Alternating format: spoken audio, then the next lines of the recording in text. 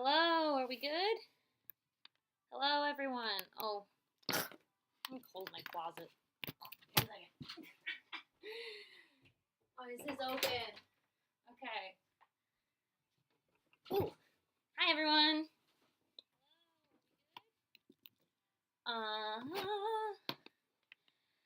Okay, I think we're ready to go. Okay. Welcome to stream. So I didn't stream yesterday. I had to do adult things. You know how it is. Responsibilities. Um, yeah, we're here on Friday. This is a different day than normal, but it's all good. Um, so welcome to the stream. Quickly for those who don't know, uh, I've been working on this drawing on stream for like a long time now. I don't know how long it's been. And honestly, I think I may finish shading today. That's the goal, is to just finish it today because I'm getting to the point where I have ideas for what to do on stream, and I want to get this done with so we can do it. If you hear, if you were here for last stream, you are aware of my other idea for the stream. I want to do live critiques. They probably won't be that long streams, but it'd be like a couple drawings per stream. I'll only do them with people who are here at the stream live to watch it. So if you have a drawing you want to be critiqued live, you can submit art in my Discord. I will not be taking submissions for streams anywhere but Discord, just so it can all stay in one place. But yeah, if that's something you're interested in, totally join Discord. I mean, you could join the Discord anyway. We have a cool time over there. Yeah, it's a good time. So basically what's gonna happen is I'm just gonna work, and we're gonna kind of hang out together. So if you're doing homework or if you're drawing yourself, this is the time to just kind of chill out together. Ooh, I got hiccups. With that in mind, I'm gonna get started. We're slowly making our way through this. I believe I'm on this character. Yes, this is where we are. Yeah, and this is gonna come together. Usually what I do is I let you guys ask questions in chat, and it'll give me stuff to talk about, um, you know, as I draw. So if you guys have a topic you would like to talk about, art topics are always the best. You know, if you have a art question, those are like my favorite. Of course, this is an art channel. If you want help with something or just like have a general question, totally ask. If it's not art related, you can ask too. I usually, I'm not gonna. If I can answer it, I'll answer it. I'm not gonna answer incriminating questions. But yeah, let's chill out, guys. And if you're drawing something right now, as I draw, why don't you tell me in chat what you're working on, so I can know what you guys are doing. How am I doing, Nicole? I'm doing pretty good, I have a lot of things going for me right now. 2021 is looking already better than 2020 was, so can't wait for the new year. Hanukkah's next week. That's crazy. That's so early this year, so that's exciting. Yeah, got a lot of stuff going on. Adult things, but they're like positive things, you know? Gotta look for the positive stuff that's coming. That's important. So, here's to hoping 2021 stays good. That's all I can say. Doesn't turn into what 2020 was. Okay.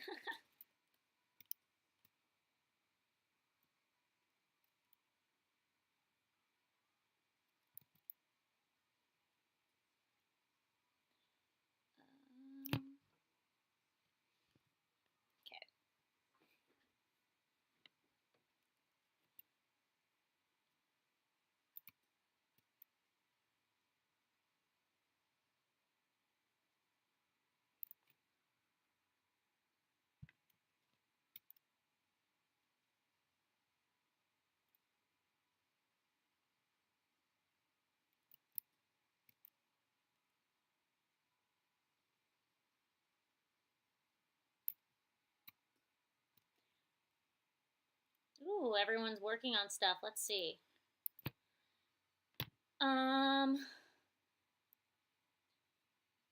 Dusty Plays is drawing themselves. Sick. Hedgehog's art is drawing Pokemon OCs. Awesome. I love Pokemon. Big fan. Nice. Whoa. Mystic Girl's doing a drawing the alphabet challenge. That's a cool challenge. Mystic, you're gonna have to tell me more because I'm interested in this challenge.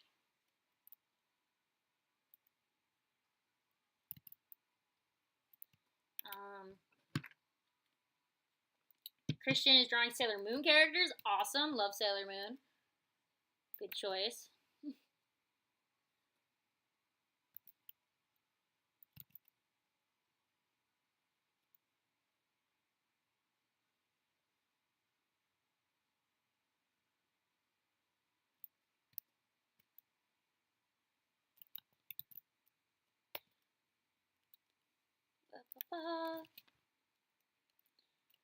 Let's see.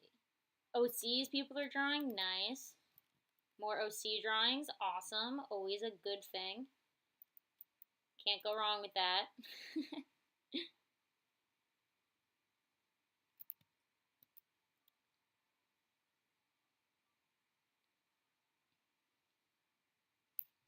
Where have I been going? Okay. Checking my light source. Making sure I stick with it.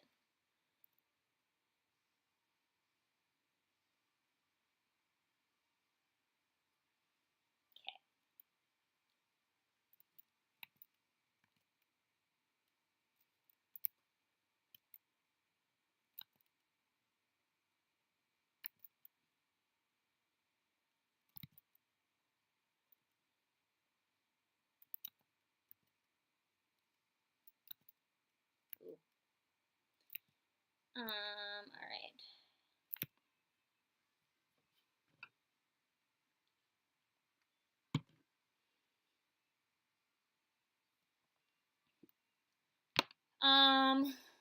Agnes wanted to know, do I ever want to redraw myself? I'm not entirely sure what that means. Do you mean, like, my icon of myself? Because, I mean, like, I always change. The way I draw myself always changes depending on what I currently look like. You know, it's just me. You know? That's all it is. But I just drew that icon once, and I'm not going to keep rechanging it for every video. That's too much. Not to mention, I drew those in like March. Why would I? If I'm gonna redraw those icons, I'm gonna give it a couple years. I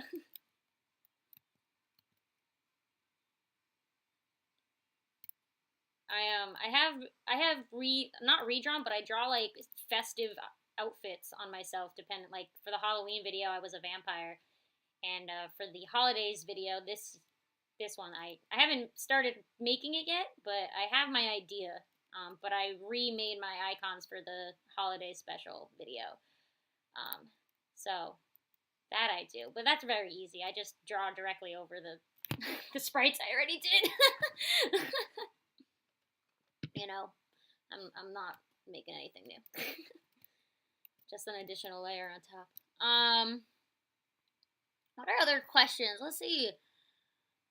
Oh, alphabet challenge.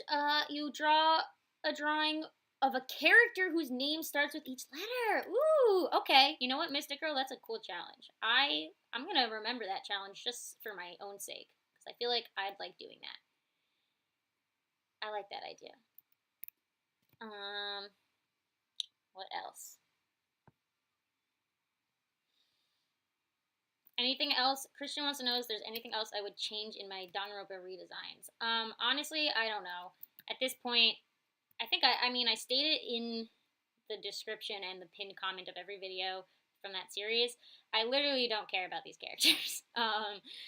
These characters mean nothing to me, so I'm not really invested in them as characters or in their story at all. So what they look like now is just gonna be what they look like, and that's it. I'm never gonna change them again because I'll probably never come back to these characters.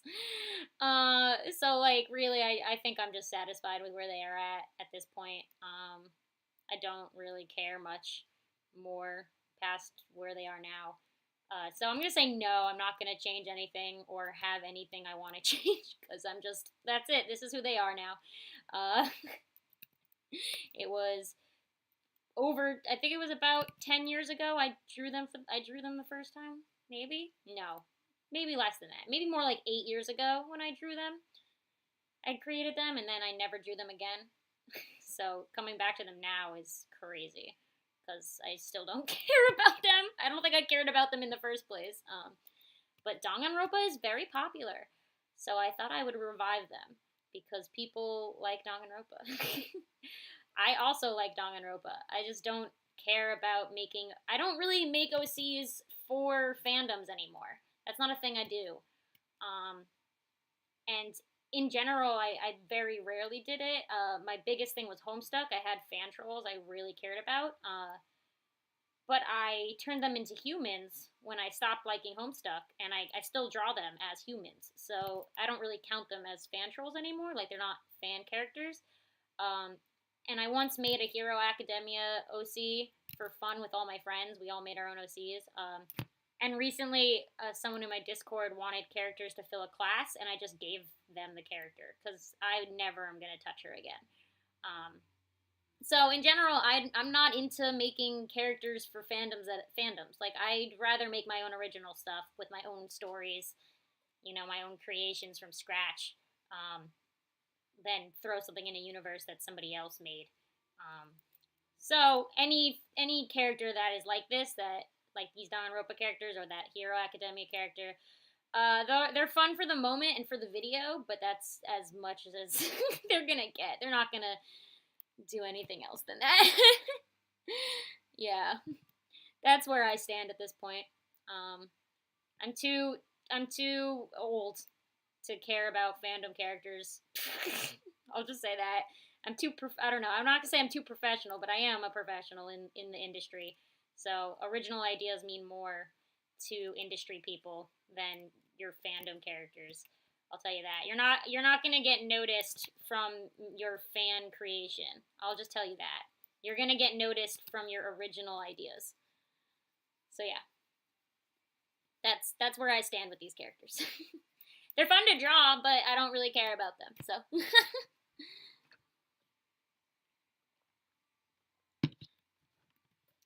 anyway, I hope that was a interesting look into my mind. I'm a veteran fandomer.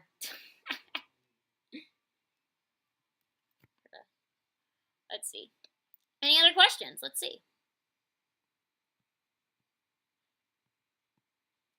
Do I watch Fangam? I'm correct if I'm wrong, but does that mean like fan Danganronpa things? I think this relates to my last rant. No, I don't really care for fan projects. I'm sorry, not my cup of tea. Um, I mean, besides fan fiction, if you count that as a fan project, but I don't know. I don't know if I count that as a fan project. Like fan creations, I'm not really into. Probably for the same reason I'm not into creating my own fan characters. I don't know if there's some deep psychological thing going on there, but I don't know. That's just in general my stance. I mean, you can do it. I don't care. If you like them, go for it. I know people love them and they're fun. Why not? It's creative. But not me. It's not my thing. Something to remember is I'm also like I'm old. All right, that's all I'm gonna say. My stance on a lot of fandom stuff is probably very different than some of you youngsters out there. uh,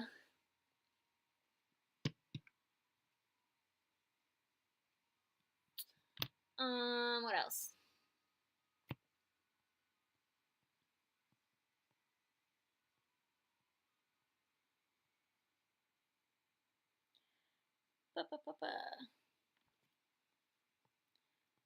People are talking about their OCs for fandoms. Nice.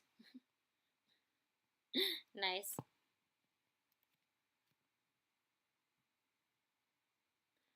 Um, Sick. All right. There was a question I saw. Somebody asked how I shade. So Agnes asked, how do I shade? So I will tell you, I have a video you should watch called My Drawing Process, because I thoroughly show and explain how I draw in that video. I always will link people to it if you're interested in more of my whole process. But what I do is down here you'll see I have two color swatches right here, a dark color and a light color, and I pick a color that is the mood that I want to go. So if the piece is like cold or sad, I'll use a blue, or if it's like vibrant and happy, I'll go like orange or reds and yellows, or like love. I usually do a pink. If it's like a forest scene, I'll do a green. So I usually pick a color that's the theme. This one I'm going with this dark red. Just I always like how reds look for shading. They're always my favorite, and it like kind of is like scary. So I'm doing reds for this one, and I picked the dark red and a light red. And all I do is I make a clipping mask. So on my layers, you can see I have a clipping mask, and I lower the opacity to whatever I want. So I'm going 70 because I want dramatic. My normal go-to is 40. I usually shade at 40% opacity just because it looks cute and nice. But when I'm going dramatic, I'll bump it up to whatever I want. So I picked 70 for this piece. So yeah, I'll change the opacity depending on how harsh the lighting I want. And then I'll just cell shade on my, so if you don't know what clipping mask is, it's a layer above whatever layer you're on that clips to the layer below it, which means it only will draw over that layer. So anything that isn't, like right now I have like a shape, so if I drew here, I can now draw over that, right, on the other clipping mask. But if there's nothing there, I can't draw there, basically. There has to be something there for it to clip onto. And that just makes shading really easy because it'll just stay in place. And I can turn it off and it will just not be shaded because it's its own layer. And then that's what I do. I do shadows and highlights. Because this is dramatic, I'm doing my shadows and highlights on two different layers so I can have different opacities. But normally I'll just do shadows and highlights on the same layer. So that's how I shade. So it's just the same color, but because the color below it is a different color and the opacity is different, it looks like a different color. So like the hair and the skin are two different colors, but when I bump it to 100%, it's all the same color. I just lowered the opacity. So that's my trick. Yeah. I hope that was interesting. And someone asked what I use. This is Photoshop. I'm using Photoshop. But most programs have clipping masks. I know Clip Studio definitely has it, for sure. Some free programs don't have clipping masks, so be aware. But a lot of them, just find the ones that do. Because I know like Sketchbook doesn't have a clipping mask. But yeah, I love masks. Masks are my best friend.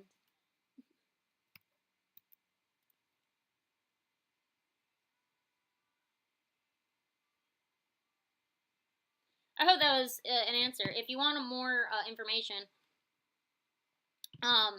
definitely watch my my drawing process video. Highly recommend. It's just called My Drawing Process if you search for it on my channel. Very simple. All right, what else?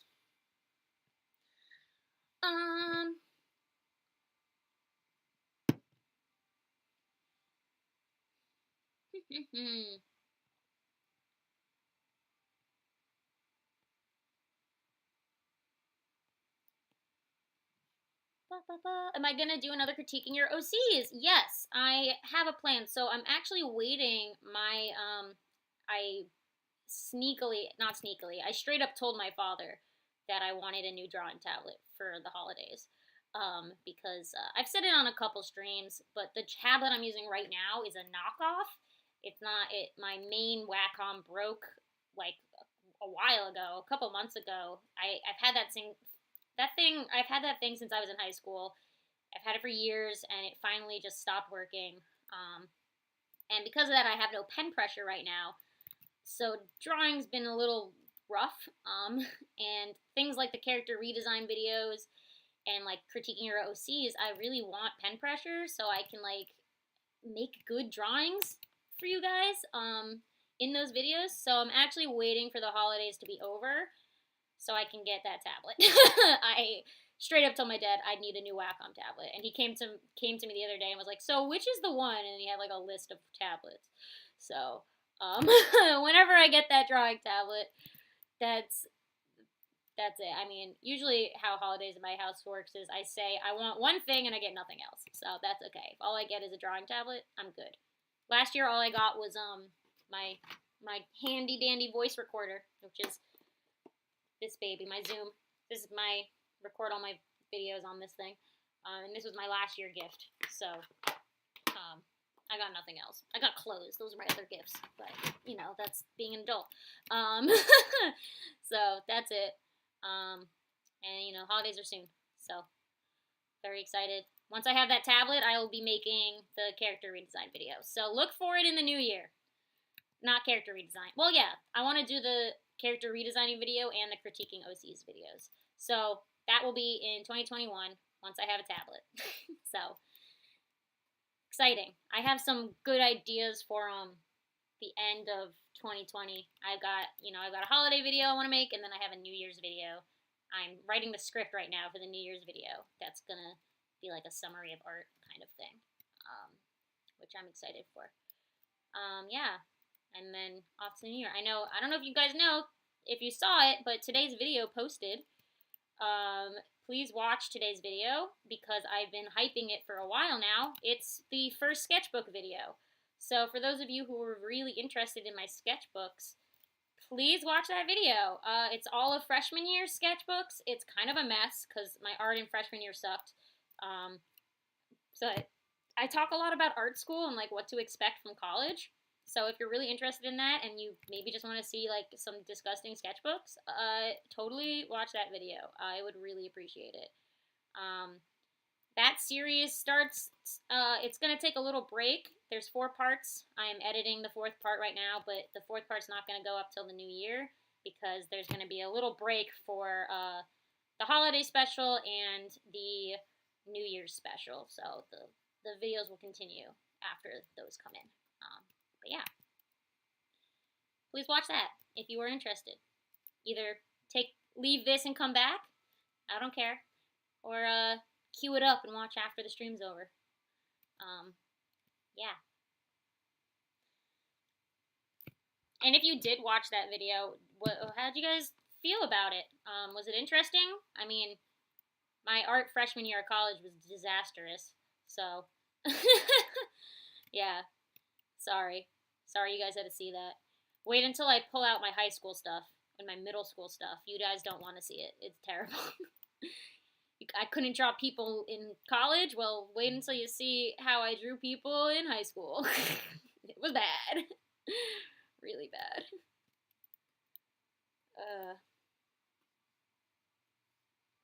Let's see. What else? What are you guys saying?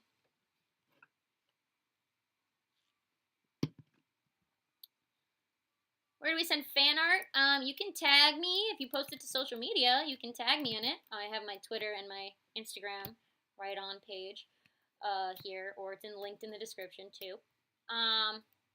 Or you can do it on my Discord if you would like to, if you're in Discord. Either way, I love fan art. I want to show fan art at the end of videos, but I don't have enough fan art to do so. So I want to make sure there's like enough content for videos to have fan art at the end of them, you know? If I start doing it, that is. I want to shout you guys out. What else?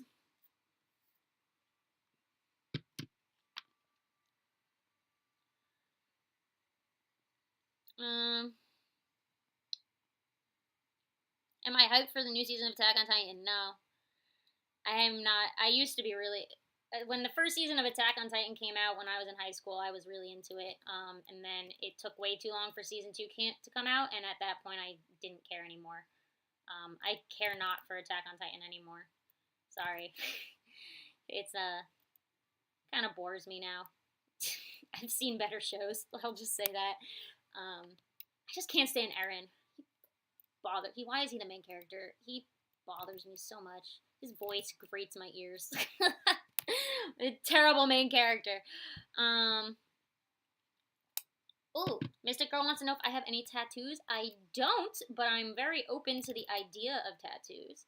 I'm the type of person who, if I'm gonna get a tattoo, it has to be like something I will want forever on my body. So I've yet to find that image that's like the image for me. That like I'm satisfied with this and I know I will be forever. But if the day ever comes where I find that image, I'll get a tattoo. I'm down for it. What else?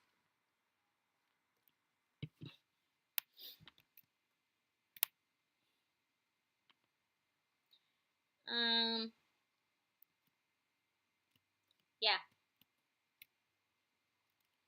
What else? If you guys have other questions, ask away. I love talking to you guys. Guys, keep me occupied as I draw.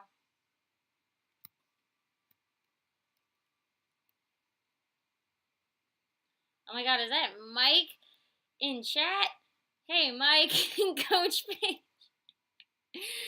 Oh, that's funny. Mike is one of my students. Mike, you gotta join my animation class. What are you doing, man? We got room for you.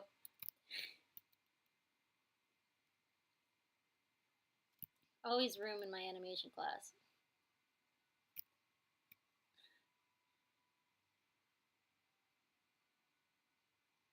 What else? Do I have digital art tips? I don't.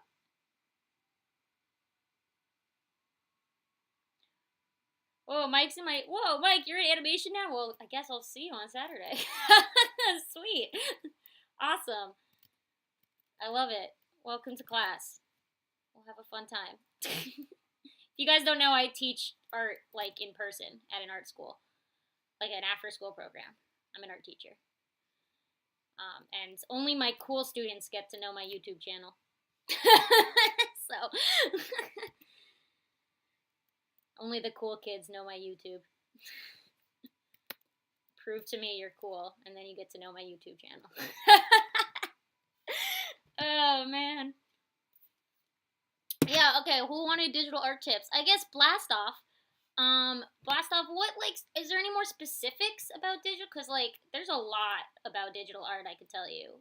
So if you have, like, any specifics, please ask away, because otherwise I don't know where to begin. So if there's, like, something you're really struggling with digitally, ask away. That'll help.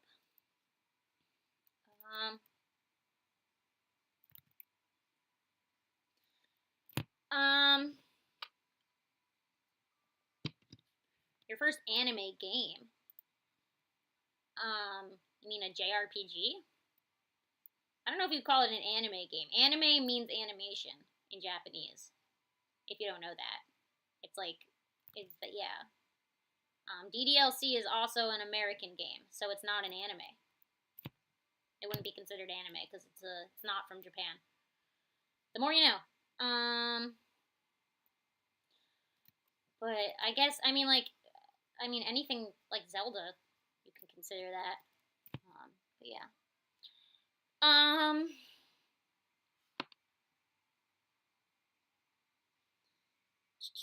My favorite Hero Academia character, it's Hawks. I love Hawks.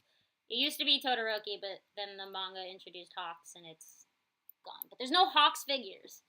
I have 2 Todoroki figures. But the day there's a Hawks figure, that's mine. I'm buying it as soon as he exists.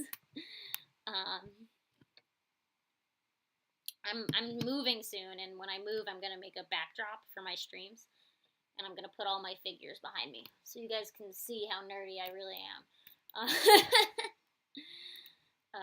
I'm a disaster nerd.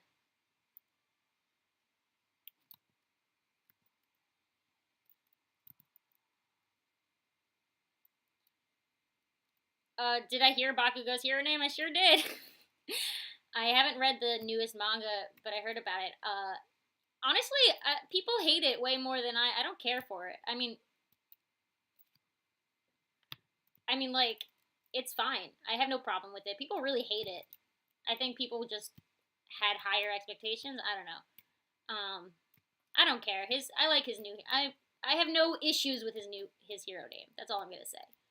It doesn't bother me. People are really angry about it. Um, I did see a video though on TikTok of somebody explaining the kanji of his hero name, which made me kind of appreciate the name way more. So the kanji for his hero name is actually like explodo boom boom or something like. It's just something ridiculous. So even though the name itself in English is like, it's like, I forget what it was, something might boom, I don't remember, but point is, even though it sounds kind of stupid, when you read the kanji of like what else it translates to, it's literally just like King Explosion Murder all over again. So he hasn't changed. That's all I'll say is I appreciate the name now that a lot from learning what the kanji is. I think it's kind of funny. Pretty funny. Blast off. Okay, program tips or colors tips. Okay, so program tips.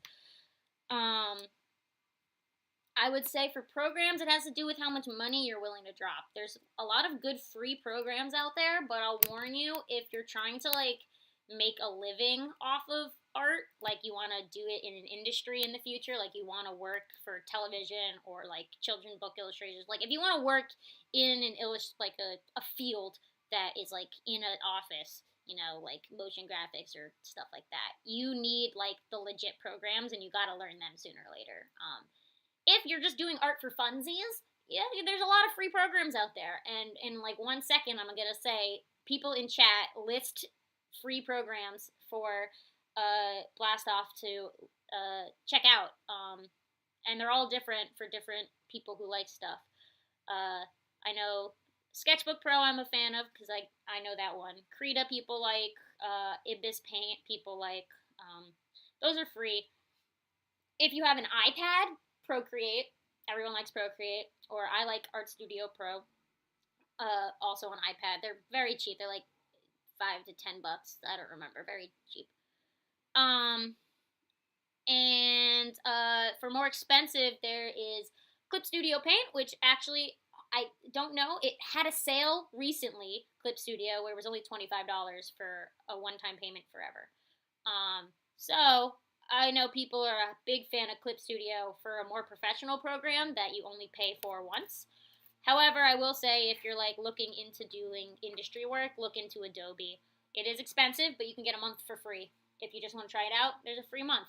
So there you go. Yeah. As for picking colors, that just comes with time. I mean, when it comes to fan art, I just use the eyedropper tool and I color pick directly from official art of characters.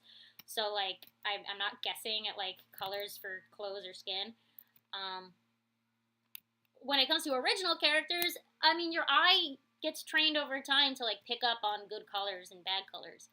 I highly suggest using color palette websites if you're really struggling. Those can help you a lot just to get started, to like understand color theory. You can make palettes in specific color theory modes, so they can teach you about colors. But color is just something that comes with time. Yeah, so I hope that helped. We're almost done with this character, by the way, guys, and then I can go to the next character. Very excited for that. This took a lot longer than I thought it would. I got a little distracted. Redrawing the same line over and over again, my specialty. Somebody is mowing their lawn outside. It's very loud. Fun. Alright. Let's hop on over to the next character.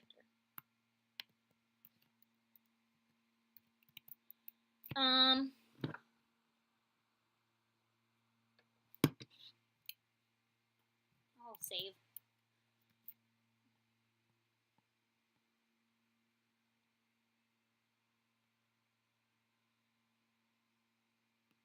Any other questions? If you have questions, please ask away. Give me something to talk about.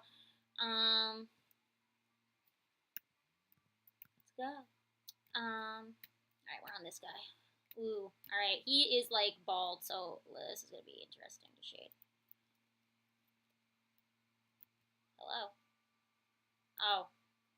I'm dumb. It's not him. It's the pirate girl. No, not open.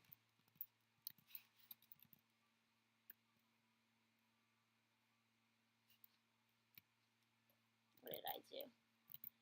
I have goofed.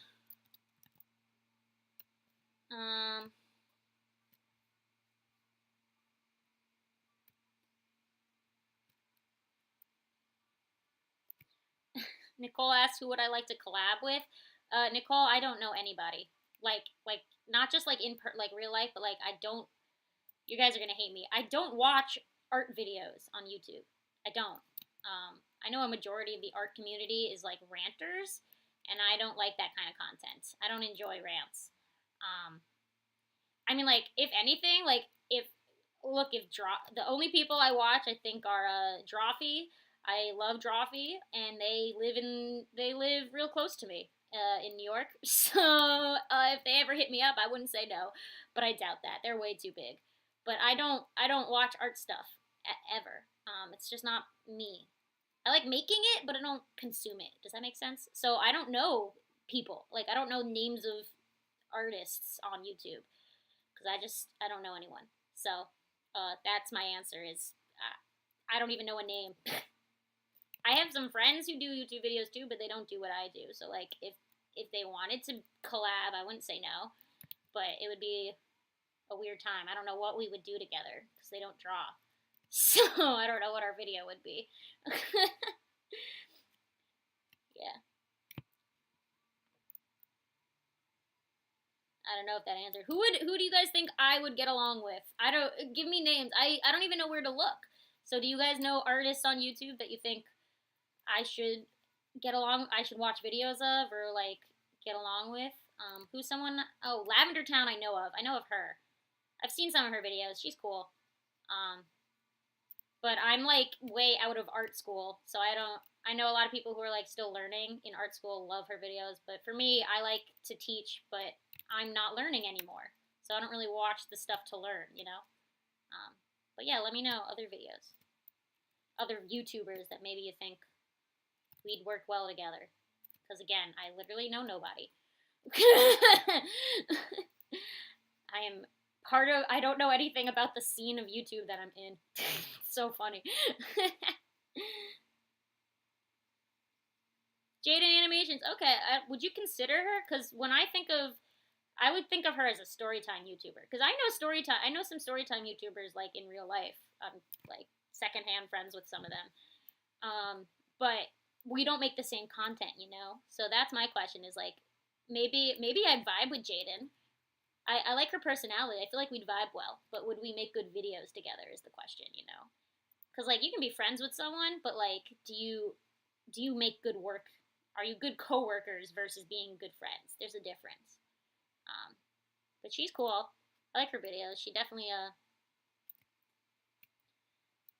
I vibe with her videos. I really don't watch a lot of them, but I've picked up a few here and there, and I'm like, all right, dope. Casey Gold. I don't know that name.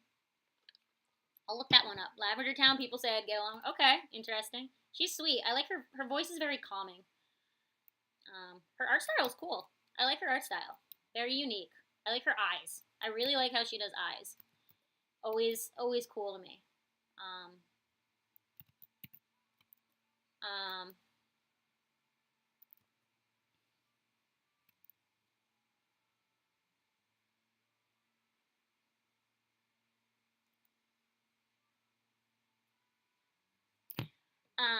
ABD Illustrates. I don't know that one either. I'm gonna have to remember these guys. Casey Gold and ABD Illustrates. I'll look them up. Thanks, guys. Maybe you guys are giving me a watch list. Now I just gotta go watch these videos.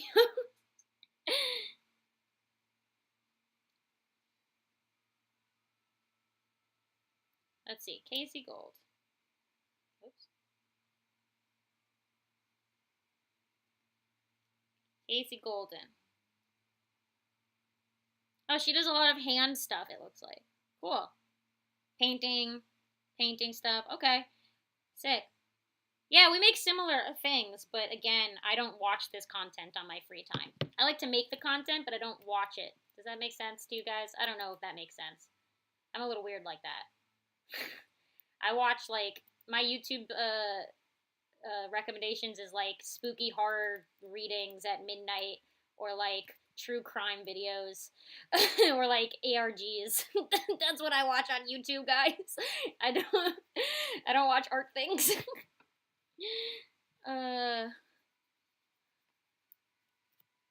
How long have I been doing art? So I mean, everyone's answer is I've been drawing since I was a child, but how long have I been doing art as in like I wanted to like actually make art a career?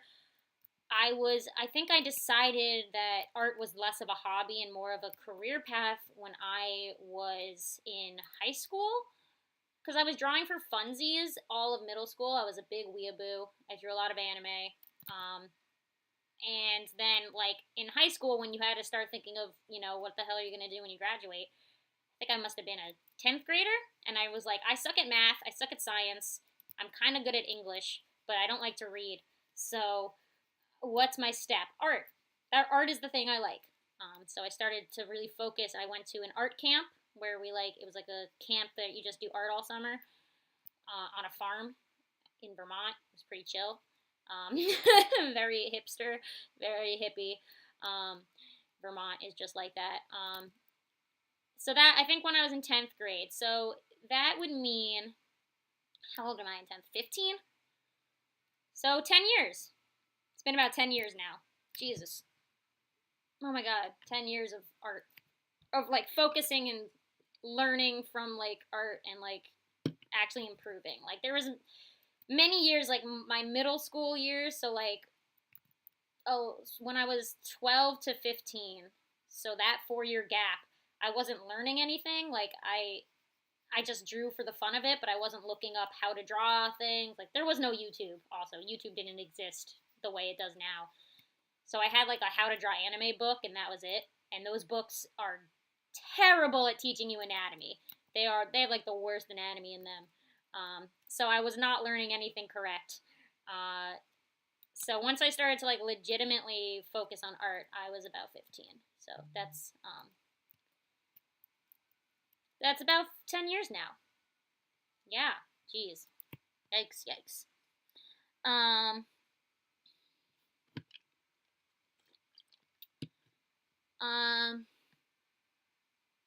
Scribble Juice. Okay, I'm looking more at these videos you guys are saying. Scribble Juice. Who's that? Scribble Juice. Oh, her art's cute. Oh, she's a storytime YouTuber. Her art's cute. Okay, I like this. Thank you for all these recommendations on YouTubers I should take a test out. Curse warning. I'm an adult. I don't care about curses. ABD Illustrates. What's that one? Sorry, I'm breaking to look this up.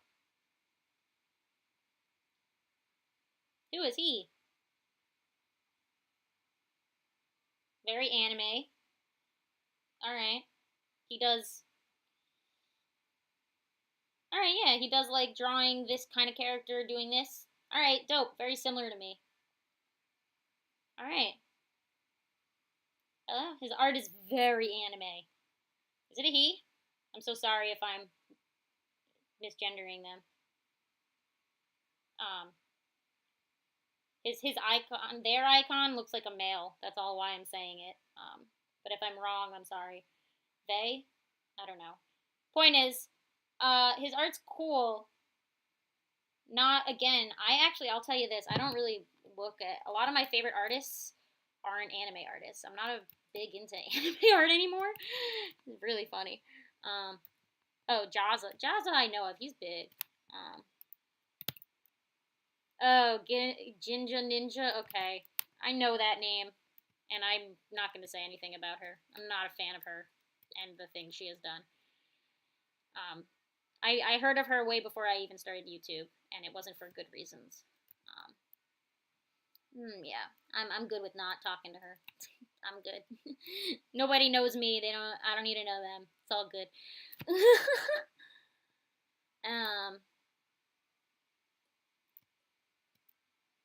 Yeah, like Vivzy is that same in my brain. Like, no thanks, I'm good. I'll let you guys know. I may be changing my upload schedule to every other week. Because I need more time, not only to make videos, but like I have a real job. So I may start uploading less frequently. I would like to still stream frequently, but upload schedule may change to less uploads. Not every, like right now I do every week. I might go every other week. I just have to do life. I need, YouTube isn't my job. If you guys don't know this, this isn't how I make my money. I mean, like, I have AdSense, but, like, that gives me, like, $2 a day. That's nothing. I can't live off $2. So, because of that, I'm really probably going to have to step back my video posting because I got a lot of other work to focus on. That's more professional work than just me making YouTube videos. But, still going to try to stream. I like you guys a lot. Don't want to miss you guys. And I'll try to do every other week. But if I suddenly post less, you're not surprised by this. For sure. Okay, what else?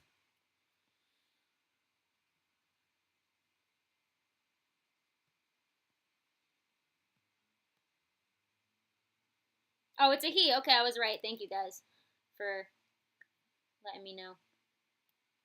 Sometimes I can't tell. There's so many artists who not only they have like an icon that isn't themselves, but their men look like women. And that bothers me. I'm not a fan of men that look like women because it's like you drew a woman. You didn't draw a man. You drew a woman. No. There's a lot of bad stereotypes that come with that I'm not a fan of. Bad implications in the history of LGBT rights that I would like to not get into, but I'm sure you can infer.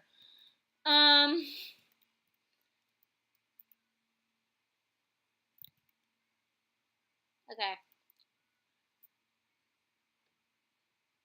Sadist, or is it 2 words? Saddest or sadist? Dream. I don't know what SMP is. Is Dream that Minecraft dude that everyone likes? I don't watch Minecraft videos. I only heard his name recently for the first time. I don't know what SMP is. Please. I know what an animatic is.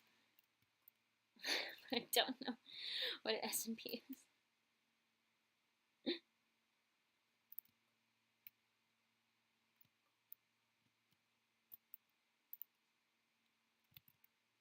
Sadist. Okay, thank you. Yeah, I don't know what that is. I know Dream got real popular recently, but I really don't care about Minecraft, so I don't really care about those videos.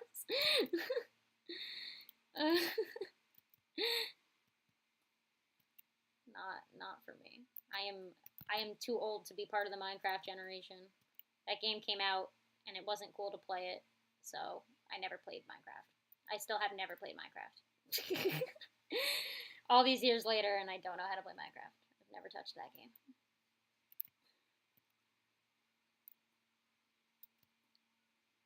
SMP Lives where they play Minecraft. What does SMP stand for? Someone please tell me, because that's an acronym.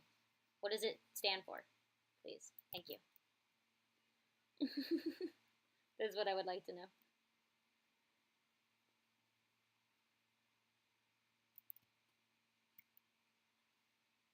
I don't watch Minecraft videos, guys. I know I have a face of a child, but I am a lot not that. What videos do I watch? Some of the big names. I love commentary channels like Drew Gooden and Danny Gonzalez, and I actually saw their live show. That was fun. Those kinds of videos, Cody Ko, that group of people, love them. And I also watch, you can't tell I'm wearing my my Unis Honest shirt today. The only YouTube merchandise I've ever bought ever, because I love the design. Never can buy it again, so I had to.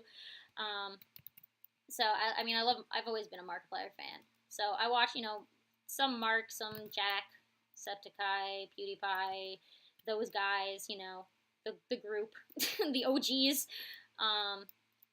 And then the other things I watch are horror videos. So like people reading horror creepypasta stories from like r/no sleep, or like true crime videos. Big fan of true crime. Or ARGs. I love ARGs. That's what I watch on YouTube. Yeah. So I don't consume art videos. Yeah.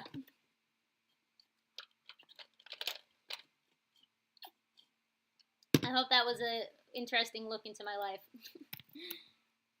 I also watch just like a lot of Netflix and listen to podcasts. So, a lot of podcasts in my life, I'll tell you that.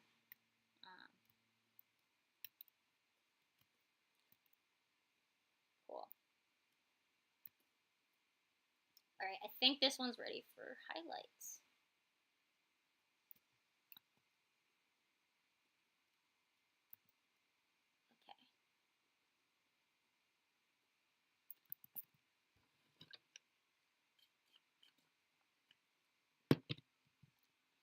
Oh, survival multiplayer. That's what SMP is. Thank you for letting me know. See, I really don't know anything about Minecraft, so I never would have known that. Thank you.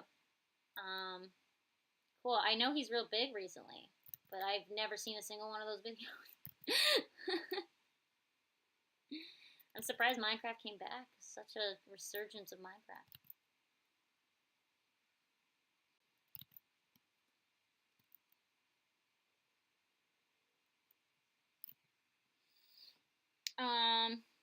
What else?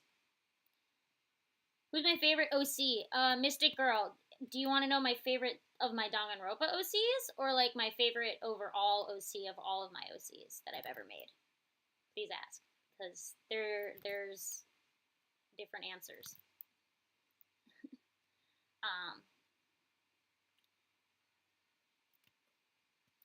Ooh, okay. Let's highlight her. What else? Agnes wants to know if I ship my characters. I do ship my characters, but I wouldn't call them ships. I call them canon. Because they're my creations. So if I want them to be together, then they can be together. There's your answer. Yeah. So I guess yes. I call it canon. But there are relationships. Not in the Danganronpa one. I don't care about these characters, so I never came up with relationships. But my other OCs, I have like characters who have crushes or are actually literally married. Or will get married in the future of the plot of the story. That's the fun thing about having your own stories. You can make it real.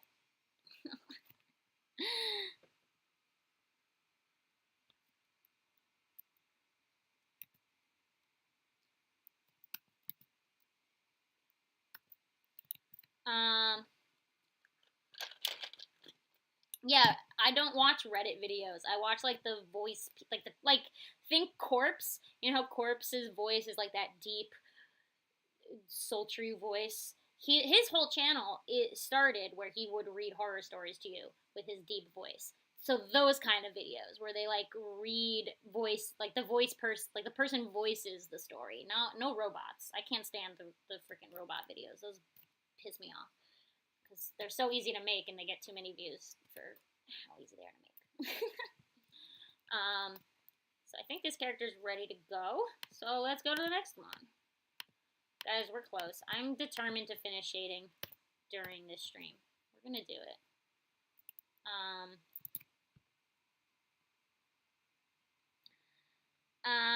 Ooh, yeah, Mr. Random, Inside of Mind. I love Inside of Mind. He's the one. Okay, his video about the Chris the he did a video about the Inside Number 9 Christmas special, and that got me hooked on his channel, but that also got me hooked on Inside Number 9.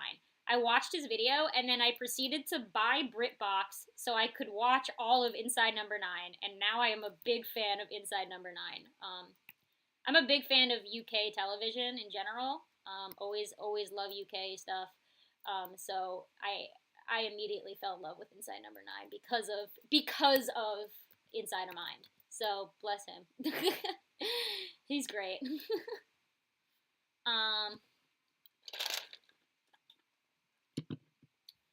What else? What else? Oh, Mystic Girl says overall OCs. So my favorite OC is my character Zahir. If you're on my Discord, you've probably seen him. He's on my Instagram a couple of times. He's the dark-skinned guy with all the scars. I have some animatics of him. But yeah, he has dark skin and like a bajillion scars and kind of long hair. That's Zahir. He's my favorite OC.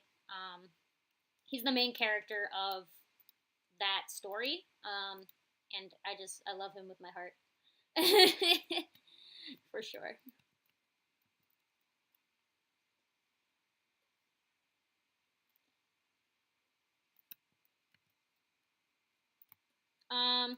I don't watch other artists, but I do have favorite artists. Yes. So most of the artists I follow don't do YouTube. They're not like YouTube artists. A majority, I have a lot of artists I follow that are storyboard artists for shows that I'm in, like not just shows that I like, but like are good storyboard artists. So Louis Zong, if you guys know of him, he worked on We Bare Bears, and he's well known for a lot of his My Brother and Me animatics. But I'm a storyboard artist, so I really like other storyboard artists.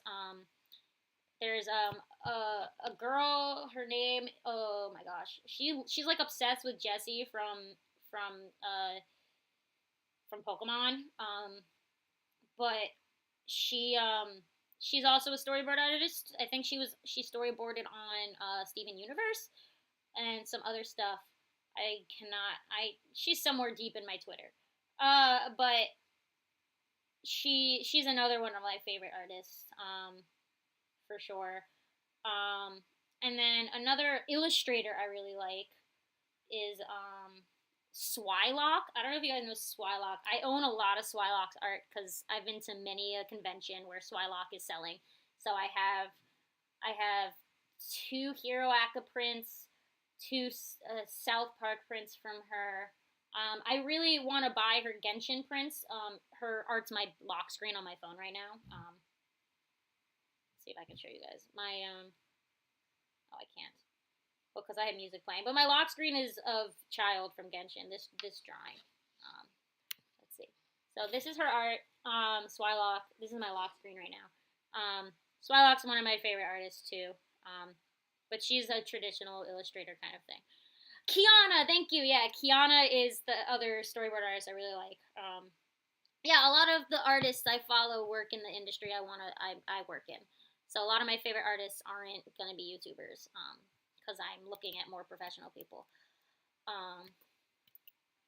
And other people, I mean, like I have friends that I've made at cons that a lot of the artists I follow, my friends or people at cons that I like love their art. Yeah, for sure. That's kind of where I am. As well as animators, like professional animators. Like, Gendy Tartovsky, I follow his work like crazy. He's a genius. I mean, Dexter's Lab, Primal, he did, what was the last one he did? I don't know, the robot one that got canceled. He directed all of the Hotel Transylvania movies. I mean, Gendy's a genius. So things like that. That's more what I follow, is like the professional kind of stuff. I don't really follow like the YouTube people. Yeah. For sure. I hope that was interesting. Look into my likes.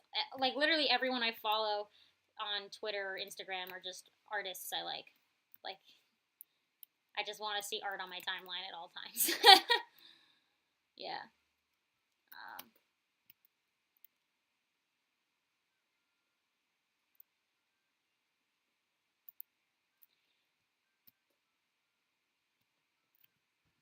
Um,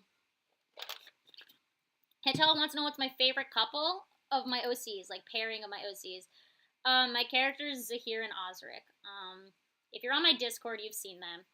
Or I have an animatic of them. The I Was an Island animatic. If you watch that, it follows Zahir's life, and in it, there's a whole section of one of the verses where it's just him, and Osric is the like wolf character I have. He's like a wolf boy. Um, him and those two, they were like friends from preteen life, and then they struggle together and then fall in love. It's wonderful. They are my favorite pairing of my characters. They have a whole plot line where they adopt a kid together, and then that turns into marriage. But they're wonderful. They both have terrible backstories, tragic lives, and they comfort each other. I love them. I also am a big fan of my D&D character. He had a thing with one of the NPCs of our D&D game, and I'm a big fan of their pairing together. Though technically in our D&D game, the NPC died at the end, but I like to imagine a world where that didn't happen, and they lived happily ever after, and got out together, and both survived. For sure. In my dreams, they are happily together. But yeah, if you've seen my art on my Instagram, or if you're on the Discord, or you've seen my animatic, like my animatic for I Was an Island, straight up there's a scene towards the end where Zahir opens a window, and he like leans out the window, and there's a bed behind him from the bedroom, and sleeping in the bed is Osric. And somebody commented like I ship them, and in my head I was like, you don't understand. They literally sleep together. That was their bed. Because I never straight out stated in the animatic that they were a couple, but it's like heavily implied because it's their plot. It's supposed to be Zahir's life story. So in that scene, when Zahir leaves, Osric like pops out of the bed, like what's going on? So yeah, that they are 100% a couple. So I think they are my favorite OC ship. They're literally married in the future. I have so many drawings of them being old with like rings on their fingers. I love them. I need to make more animatics. I don't have time to do all the stuff I want to do. Unfortunately. I have to pick my battles.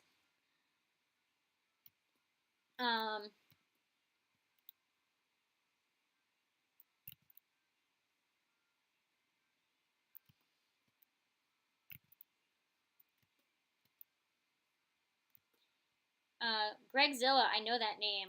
Why do I know Gregzilla? Is that an animator on YouTube?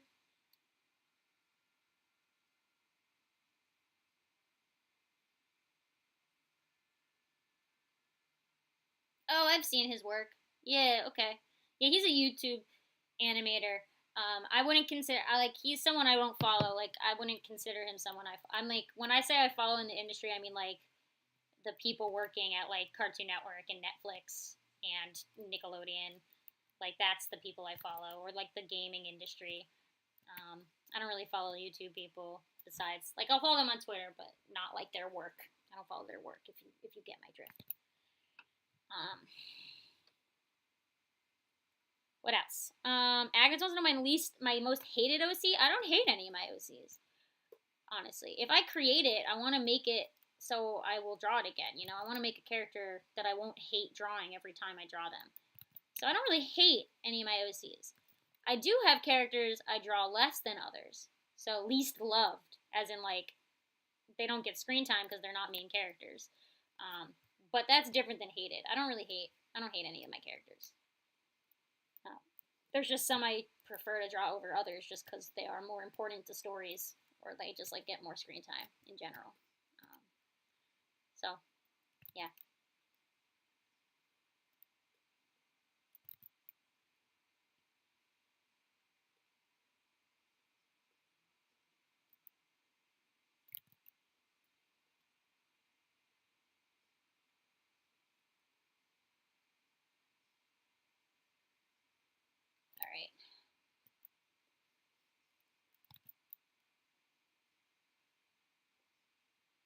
Do I know Neartrix?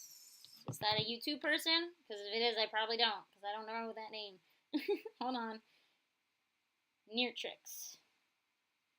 Looks like a music artist. I don't know if this is what you wanted me to look at. Looks like a musician. Yeah, I don't know. If it's a musician, I don't know. I don't know this. Sorry. Yeah.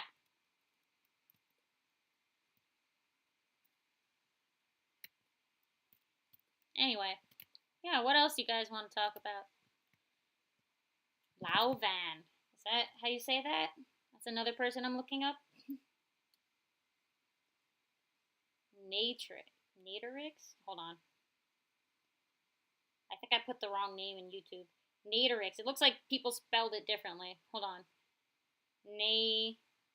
Natrix. I don't know this person. No. Interesting. A lot of Among Us stuff. No, I don't know this person. I'm sorry. Never heard of them. Check out their Instagram. I'll tell you if I like their art.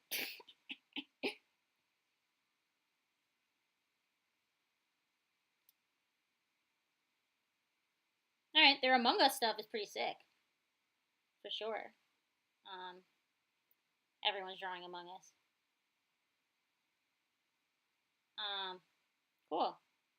I like their lighting. They have some sick lighting going on. Nice. Full scenes, that's nice. They're an illustrator, I can tell. Dope. That's a cool artist.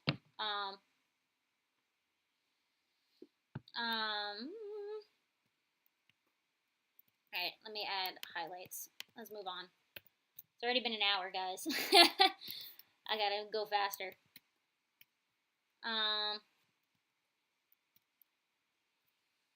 Who else?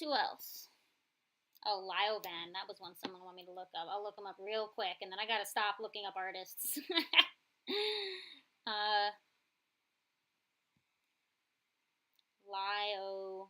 Lyovan?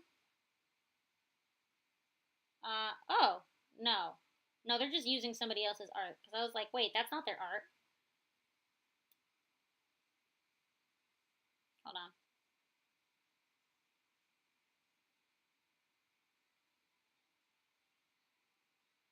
I gotta check their Instagram. That's how you know.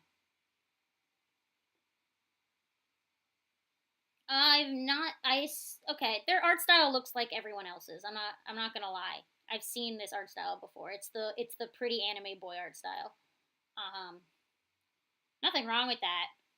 They definitely are good at what they draw, but it's not for me. I'm not a fan of this kind of art style just cuz so many people draw this way. I want uniqueness. I want to see something unique, you know? Don't draw like everyone else. Draw like you. Draw you. But again, no, their art looks cool. Who was that? That was Lauvan that I looked up. They have cool art, but not my cup of tea. Too generic, if you will. I've seen it before. What else?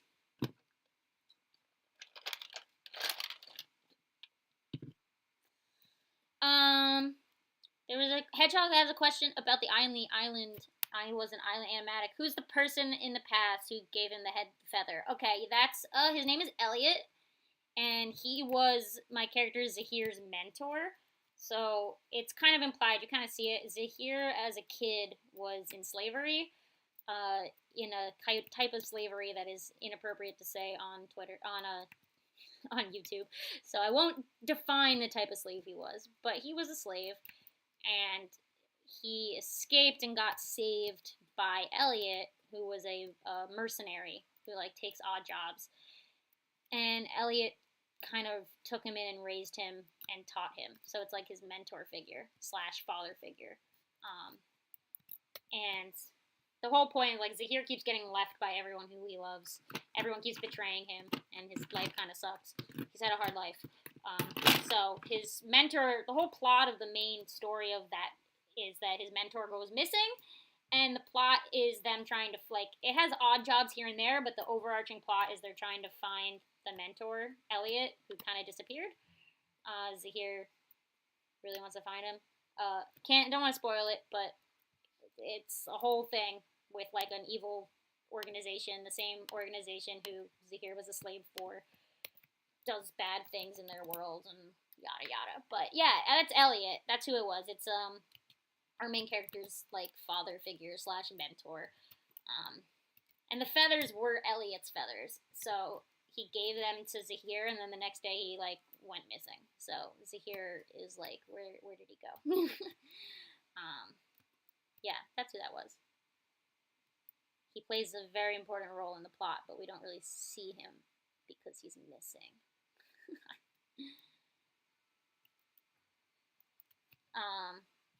Well, Mystic Girl left. So long, Mystic Girl. Agnes asked if I've gender bent my OCs. I've done that before. Yeah, I've done it.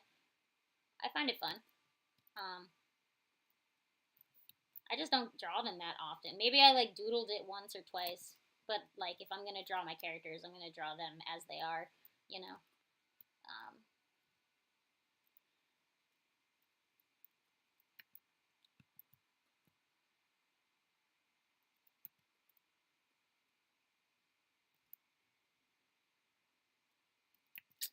Okie dokie.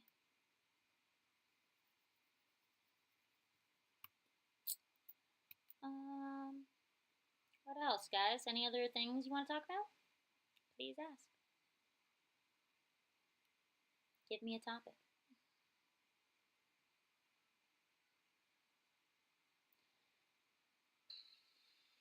We're so close. Only so many characters left.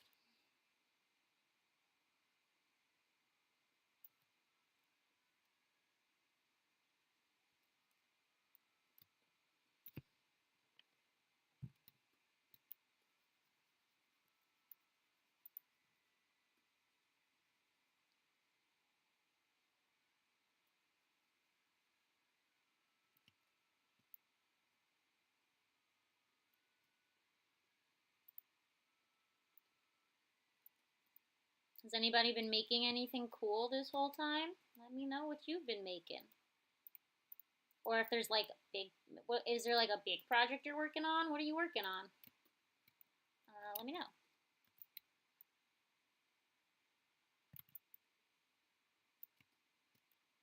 I'm always interested to hear what you guys are up to.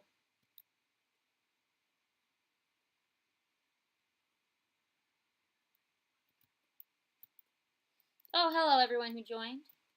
We've been going since 3:30. I started a little early today just because I wanted to give myself more time on stream because I want to finish this drawing today. I am determined to finish this drawing today. So I wanted to have more stream time. So I started a little earlier.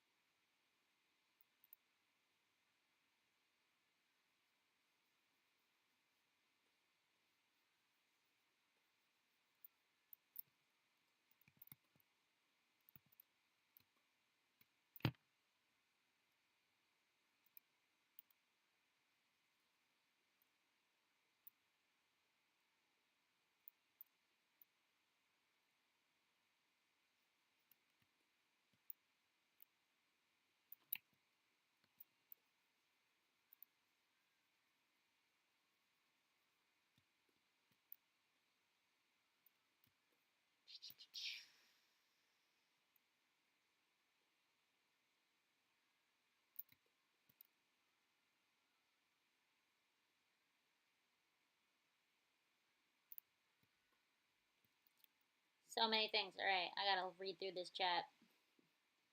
Y'all have a lot of answers. Oh, Hedgehog wants to know my favorite character that I've scrapped. Good question. I'm trying to think. I'll think about that for a second. I don't know if I've scrapped a character. If I've scrapped a character, I've always kind of found another place for them to be. I've scrapped stories. I've had like whole stories I came up with, especially in middle school, that I just like never touched again. You know, the redrawing my old OCs videos are like the perfect example. But I have other stories besides that one that I really scrapped. Like that story that I did those videos on, I still kind of love in my heart. I still draw those characters all the time. But I've had other stories that I like really just like completely forget exist and just don't touch them again. And then of course the characters of those stories disappear forever and are never seen again. Um, Currently in my like life, I don't make a character for no reason. Like if I have to fill a spot, like I'll make a story first, or like I'll make a character and start a story around them, and as their story grows, the characters grow. For example, my current story, Osric, the character of Osric, who's my wolf boy, he didn't exist until much later in the creation of this story because I needed like a black market salesman of some type who would like sell wares to the mercenaries, and that's how Osric came to be. He started as like a shady character with his hood up, so it's like what's under his hood. And then I decided, oh, what if he is actually like an animal character and he has more importance to the story? And then it grew where it's like his whole species is like hated by everyone. They're like actual wild beasts, and he's like the only domesticated kind of character of his species. I wouldn't say domesticated. Like he has free will. He's not somebody's pet, but he can speak and walk on two legs, and all of his species usually can't do that. They're like feared creatures, so he hides his face. And that's kind of how Osric became to be. So again, like I kind of build characters when I need them. I don't just draw something and I'm like, oh, here's a character. I don't do that anymore. So yeah, all my old characters really are the ones that are like gone forever because I don't talk about their stories. Nowadays, I'll make a character because I need it. I don't just design a character for no reason. Basically, is my point. So yeah, all my really old characters are gone. What else?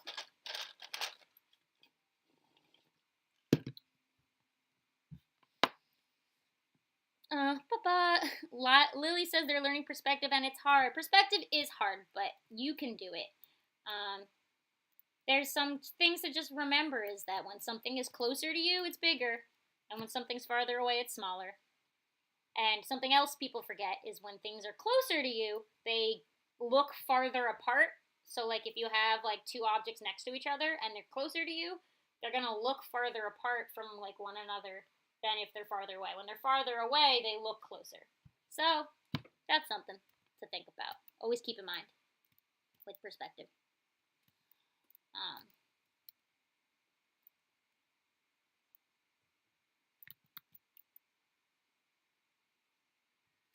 What else? Ooh, somebody's making a Danganronpa series. Cool. Executions are fun. Someone's editing an Among Us video. Sick.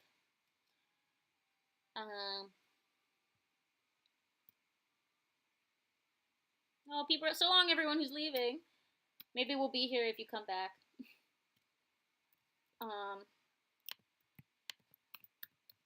What else?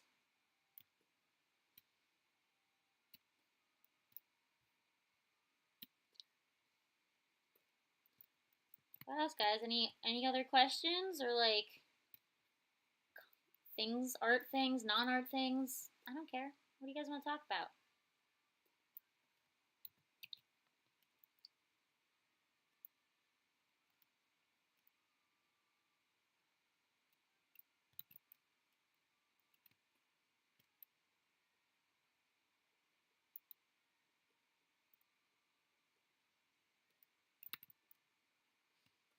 Purple Akmu says, "How do I draw hands?"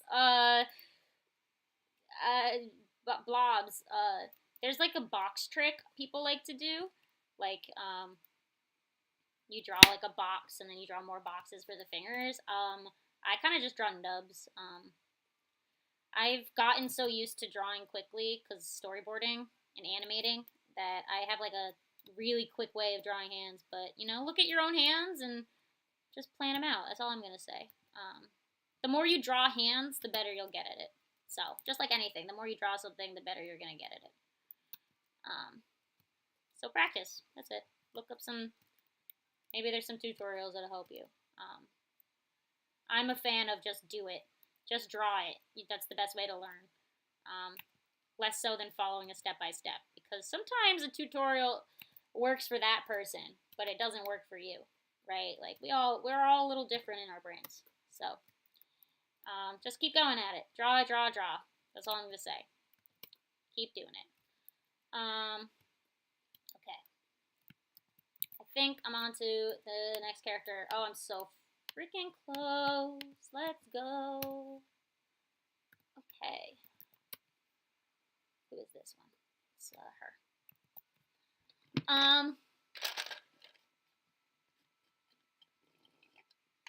Purple Akamu says, you like my babysitter character? Oh, here she is. Yeah, I like her too. She's cute. She's very much a scaredy cat. I like her new hair. Her and the botanist looked way too similar in the old designs. They were like the same character design. It was annoying me that they looked so much the same. Like, the only difference was literally the color of their hair. Like, come on. That's not good character design.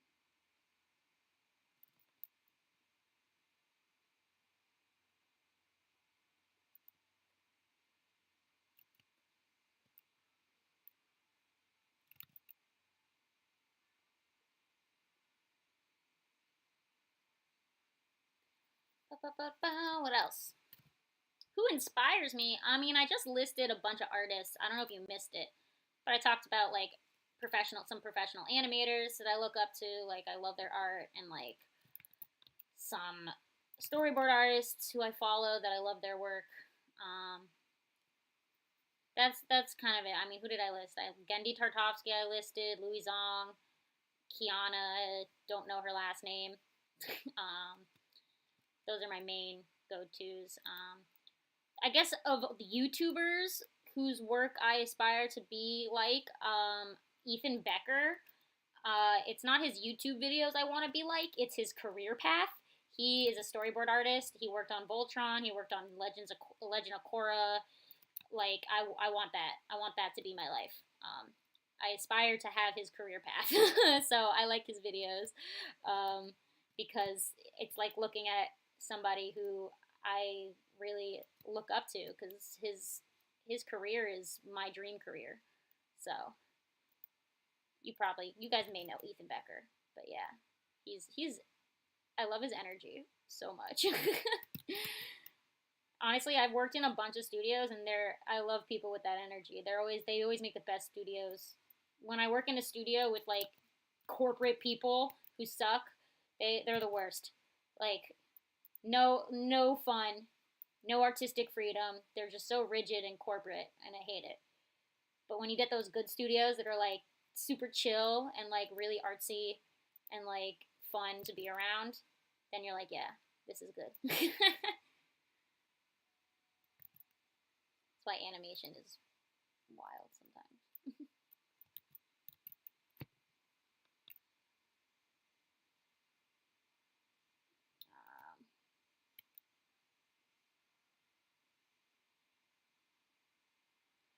Yeah, what else, guys?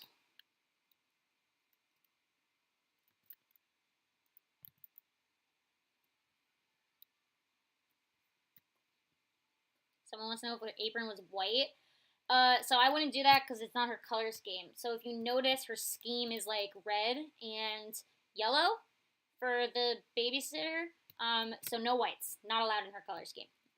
She's not wearing a white shirt. So that would contrast way too much with her theme. Not fit her character design at all. It's a cool idea, but it doesn't fit her palette at all. So I would not make her apron white, especially because it would be such a large object on her body. Like, the shirt, it works fine for these guys, mainly because it's just like kind of more of an accent color. Like, his whole theme is black and white, so it works here. Hers, it's like an undershirt, so it's very subtle. But she also has like a light blue bow, so it fits. But here it's like an accent. When it's the big color, I'm not gonna make it all white because it wouldn't fit her at all. Her theme, her palette would just be like. Akamu says I could be a storyboard. I am a storyboard artist. Thank you for the confidence boost. I technically am like a professional storyboard artist. Like I freelance work.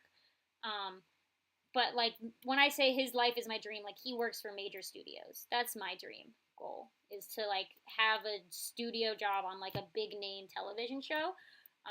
I label myself as a storyboard artist currently because I am one. That's what I do. You know, call yourself what, fake it till you make it, you know. But yeah, my goal is I don't want to work on YouTube, honestly. Like this has just been something fun to do I started during quarantine, something fun to expand my horizons and learn more and make new content for myself and for my portfolio, especially all my storyboarding stuff. But I really do want to work like on television shows. That's what I want to be doing. You know, or streaming services, I guess. Streaming is all it's about. Nobody watches live TV anymore. Streaming is where it's at. Honestly, let's be real. I don't own cable.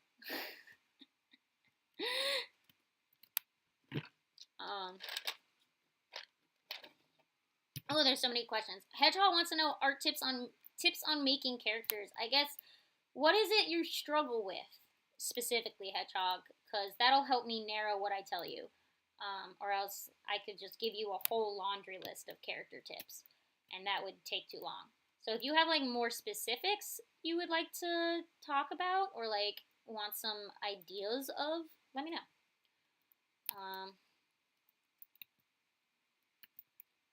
That'll make me not ramble for too long if I have more of a structure, I guess. I'm a rambler.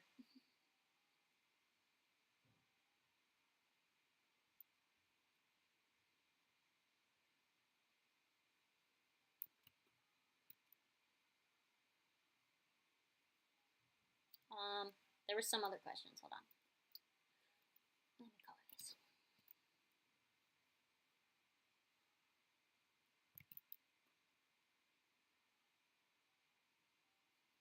You don't struggle, just general tips. I can't.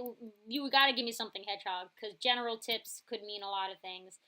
Give me like anything you're like, how do I do this or this, like, or I do something this way. Do you have tips for it a different way? Because you've heard me talk. I ramble. I don't want to ramble for too long. Give me some structure, and I will give you some tips. Anyone else? If anyone else out there wants character design tips of any kind as well, what do you want me to talk about? Because it's Hedgehog's question, but I'm welcome to answer others who have a similar question.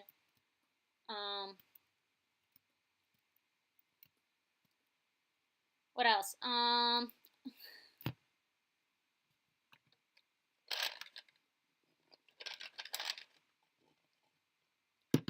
Otaku Uwu wants to know who my favorite character is. It's the Protag, man. He's him. This boy. He encompasses all of my character traits I love. If you guys play Genshin Impact, my favorite character is Child, so I feel like that will tell you a lot about the types of characters I like. I like to call it Oikawa syndrome. Anyone who looks or acts like Oikawa, I'm here for. That's the only personality trait I care about.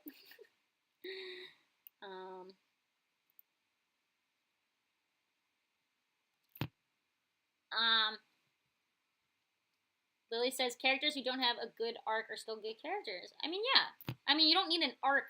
Your character doesn't need to go through a lot long life changes during the story to be good. There's a lot of good side characters that don't do that.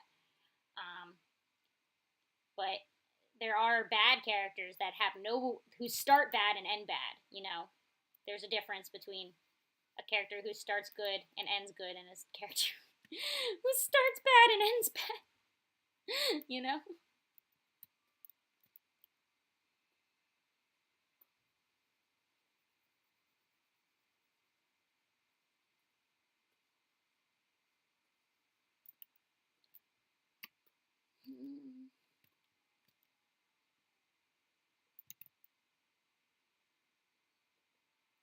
What else?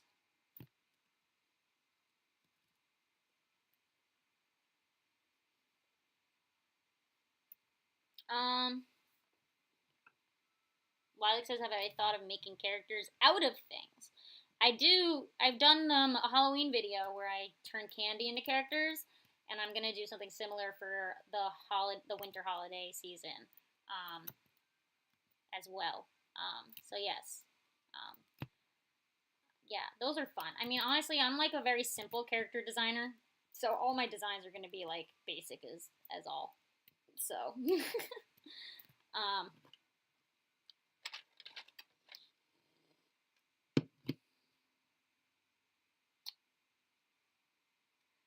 okay. Hedgehog says side characters interesting. So, what I'll say about side characters is think of them like if they're gonna reoccur. Like if it's a character who's standing in the background for a scene who has no name and no plot, it could look like literally anything. I would highly suggest if it is a background character like that, you give it normal hair, nothing crazy, no purple hair. You know, give them a normal hair color. Don't make them stand out. Make it so the viewer doesn't actually look at them. You know, they're just there to fill a space.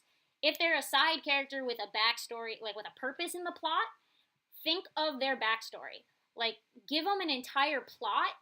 Even if you don't show the plot in the story, give that character a plot because that's going to help you make it an interesting character. Because if you make a side character who's just there for a simple reason of filling the void, they won't be interesting and you won't be interested in them, right? You won't want to draw them, right? So try and delve into the side character's plot as much as the main characters, even if you don't physically show it in your story.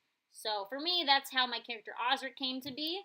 You know, he started as filling a void, and then I kind of built his backstory as I designed his character, and then he ended up actually being way more important than just filling a void. So that's my suggestion: is treat your side characters as important as your main characters. Yeah.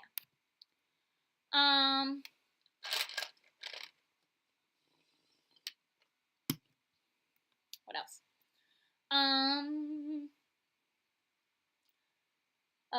Happy endings. Welcome. When did I start drawing? The stream started at 3:30, but if you're asking when did I start drawing, as in my age, I started. I mean, I drew for fun in middle school, so I was about 12, and then when I was 15, I decided I wanted to make a career out of it. So it's been 10 years now, about.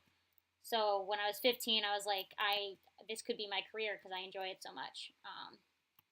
That's when I legitimately started drawing. I don't count my art years before making it professional as part of my art journey because I wasn't learning anything. I was just drawing to draw sake. Like there was no education happening. Okay. I'm so close. Ooh. Guys, there's like 3 characters left to color. This is it. Purple wants design tips for an ultimate designer character. Okay. So my biggest tip, especially if you have something like an ultimate that has like a career, and it's what I did for my videos, is Google image search for people in that career. So look up pictures of fashion designers or look up popular fashion. You know, look at what fashionable people wear and what their hair looks like and their style. And that's always the best place to start. Use references. So if you have such a specific thing like an ultimate, that's your best bet, is to start there. Google is your best friend. Always, I'm always using Google Imagers.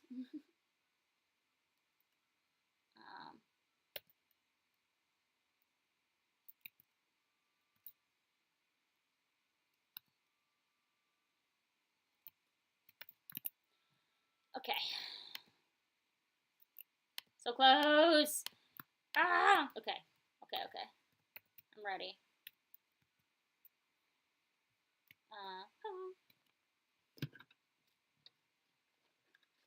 Otaku wants to know who my mastermind is. So I may be wrong, but I think it was Cheerleader.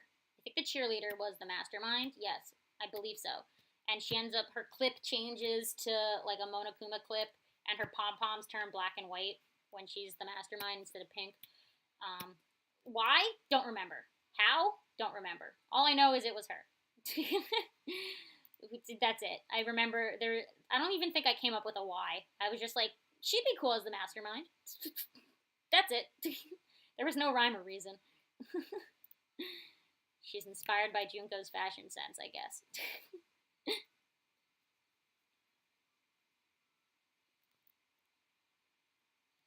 I think she's a fun mastermind. The cute little cheerleader girl turns out to be an evil demon.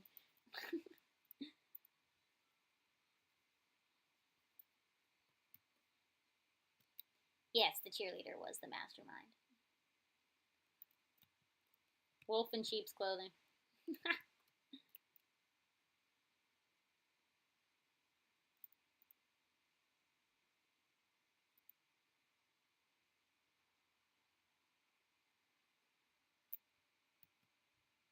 What else?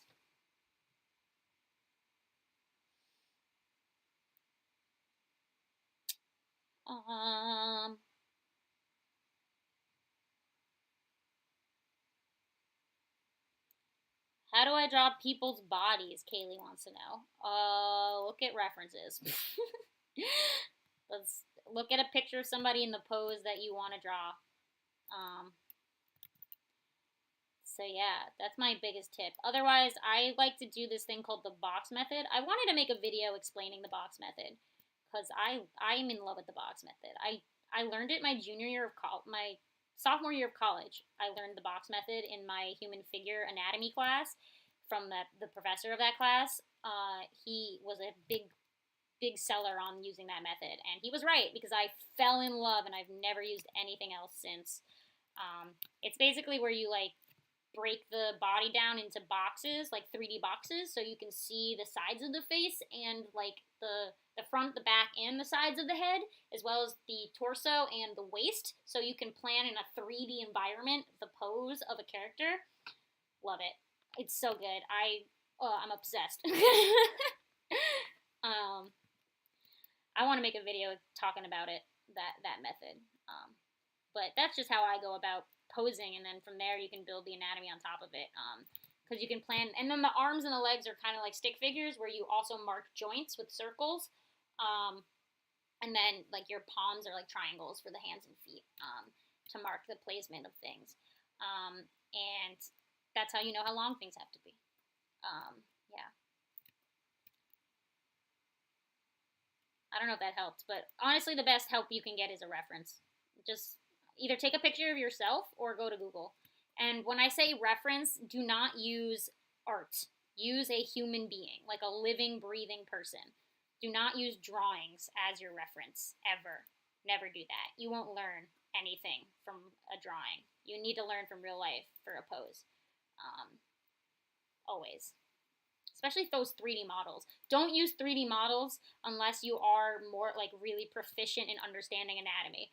Those 3D models are really good for like people who are professional and really know anatomy. That's when you can use them. Don't start by using those 3D models. Never begin. Never. No beginner should be using 3D models. For sure.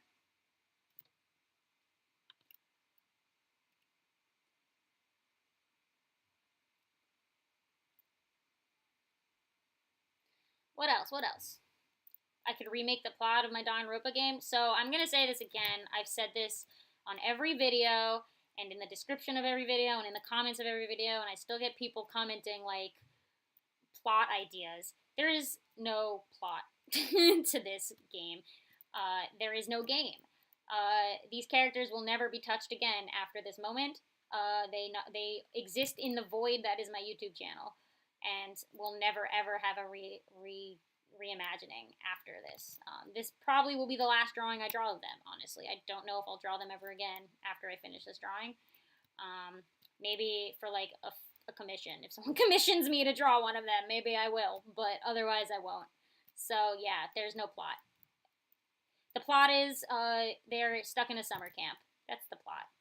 Who dies? I don't know. Why they're there? I don't know. There's no plot. I just know the location. So, yeah. That's it. Again, it's not a game. It's not going to exist. It doesn't have a name. There's nothing to this. It exists in the vacuum. I'm sorry for your expectations, but I mean, I stated it earlier. I personally don't care about fan characters. I don't make them anymore. I have my own original creations that I really want to focus on. So fan characters are kind of just for the fun of making them at the moment, but there's no point past the moment of their existence, you know?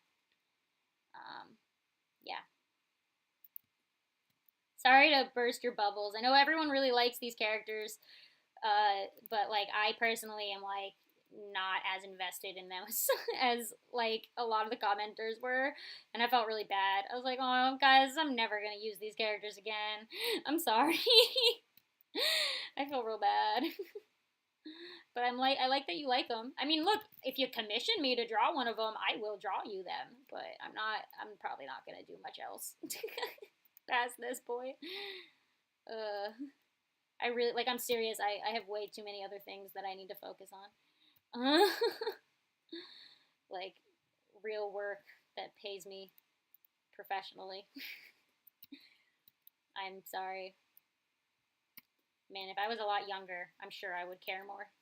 I just got too many adult things to worry about. Life is stressful when you're an adult. I'm just gonna say that. Lots of problems.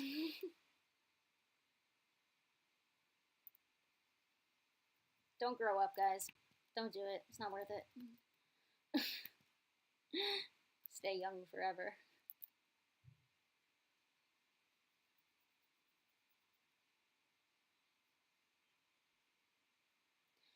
Um,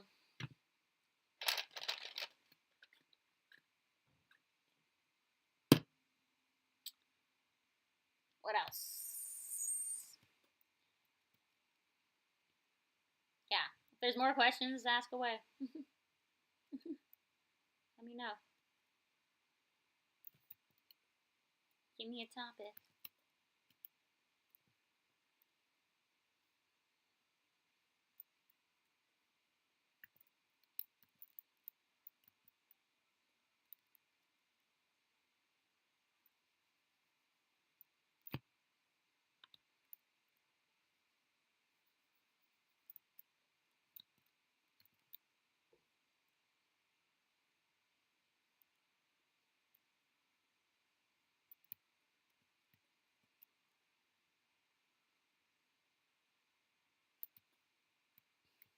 Mysterious man.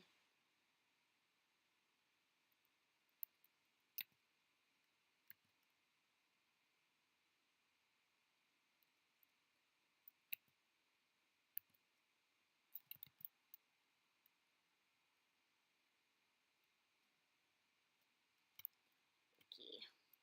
Think we're almost good to go on this guy.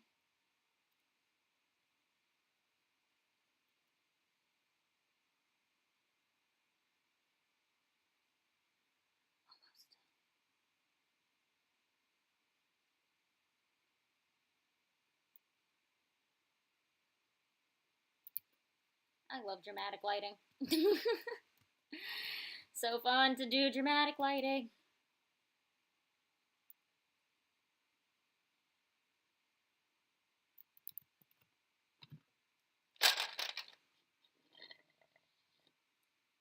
Alright.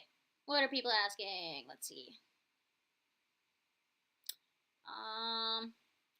Any Hedgehog wants to know tips for experimenting with your art style. Well, okay. My biggest tip, and it's what helped me, is shape language. So what this means is to experiment with different shapes. So I personally have always done circles. Circles is like my go-to shape. And it's a problem because when I was first starting art, a lot of my characters all looked the same because I was doing anime, so that also made them all look the same. And even my like more cartoony things, everything was a circle. The thing that like really broke me out of it was to start incorporating other shapes. So circles can still exist. However, the major shape of the form can be something else. So, example, my I'm gonna draw them really tiny here. My alien characters, right? They were my biggest like push to like do other shapes. So I can really quick right now, I'll show you. This is them. Ready? This is Aaron. He's the human. He He is a circle for his head. He is circle. Eren is circle. Okay? This is Eren. Okay. Circle. Circle boy. He's a human. He's a circle. Okay? The standard body for the main. The aliens after him came this. This is Kayla. Kayla is triangle. Her body is literally triangles. Her legs are triangles. She is a triangle. Okay? And if you look at these, like, even her hands are, like, giant, but, you know, she has huge hands. Point is, she is literally triangle. Very different than Eren's circle. But they still fit together, right? In, like,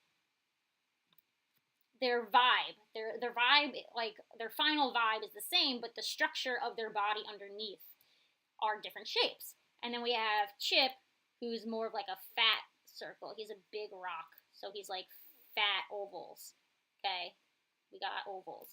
And then finally we have Cat, who is an egg. Her body is literally an egg, and her legs are big eggs. Okay, eggs. And then she's got cat ears. Okay, so point is shapes. If you're gonna experiment with your art, differentiate your shapes. And it's okay to like mix them up. Like I still have circles. I have other characters. I have a robot who's literally made out of squares. Okay, she's a robot, so squares make sense. Or they. I think I changed it to they recently. It used to be a she, but I recently changed it to a they because it's a robot. Why would it have a gender? So point is, change up your shapes, and it's okay to keep like circles. Like my bird boy, he is half circle, half triangle. Right? His nose is triangle, but his head is circle, and his body is still kind of triangle-y, circle-y. Okay, but he is bird. Bird, and his legs are like bird-like. Okay. Point is shapes. Try different shapes. That's my thing for changing up your style. If you're like think you're stuck and you really are like I need to experiment with my art style, shapes. Practice, change your shapes. Because what you draw underneath is going to change what you end up drawing above it. Your bottom sketch is very important to your final sketch. I hope that was interesting. I don't know if that helped, if that's what you wanted to hear, but Hedgehog, I know what your art looks like, and I will say a lot of your characters are, they're like, I can tell you're trying to make them all look different, but their body types, even though they are different species or a different gender or whatever, but they all look the same. And that's like, I'm not trying to be mean. It's not a bad thing. You're definitely a beginner, and that's totally normal for where you are in your life. But to think in the future is to differentiate way more between the characters. So break your norm. Don't keep drawing. I think there was someone else, Apause, in our Discord, who I gave the same advice to, where Apause does squares for everything that he draws. He is very much a square guy. And I told him, try different shapes, because all of his characters looked the same to me, and I felt really bad. So I was like, I know these are two different people, but they look like the same person.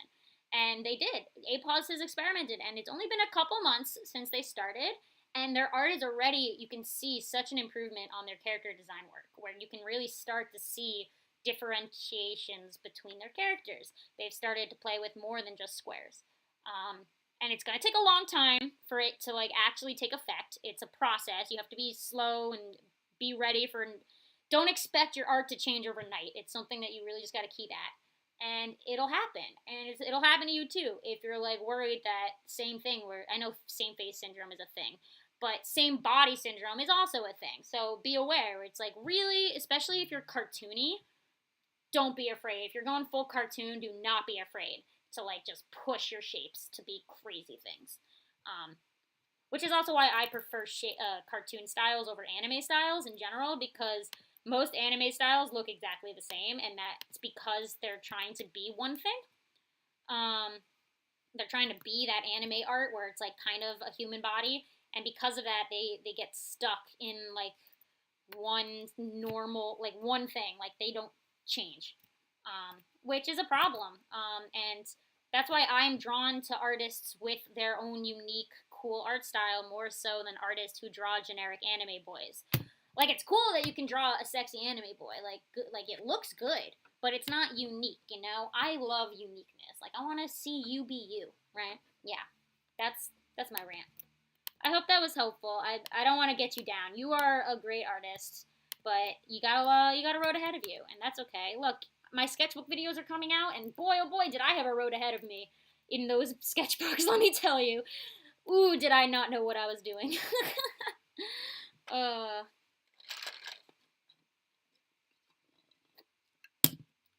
what else? Guys, I have 2 characters left, by the way. We're close. I'm so excited to be done with this.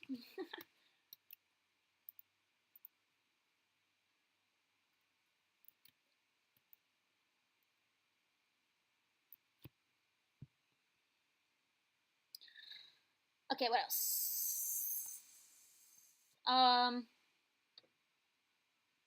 Lily says, I'm planning on an extremely long story. Any tips? My tip is don't sit down and write like very long paragraphs for like the script. Sit and write major points, major like bullet point major arcs. So this is actually what I do when I make my D&D games, when I DM for a D&D story.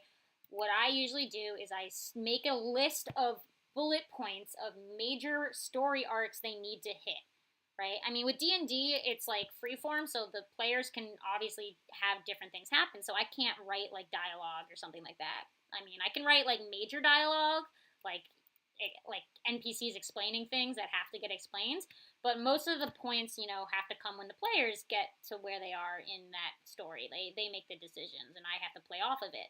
But I also need to guide them because there is a set path they need to go, and they have to get there sooner or later. So I have to play with like guiding them to that point. So for a longer story similar to that, I'd say sit down and bullet point, really short bullet point ideas of like each major point that has to be hit. And then you can see from that, you can be like, all right, there's a lot of fluff. What do I not need? And you'll know like what you can delete and be like, no, that doesn't need to happen. That doesn't matter, and things like that. So that is my tip: is to like shorthand your ideas into like very easy to digest bullet points. Okay.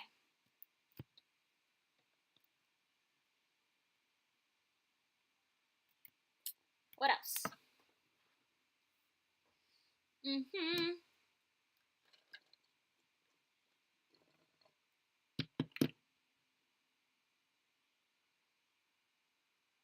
Alright, yeah, alright. Anything else you guys want to talk about? I'm so close to being done with this drawing, guys. I'm very excited. There are like some little final things I will do. I'll try to do them on stream with you guys. Just I have some little like additional things I like to do to just spruce up the drawing to make it look a little prettier than just like a flat color. And we can do that together. Yeah.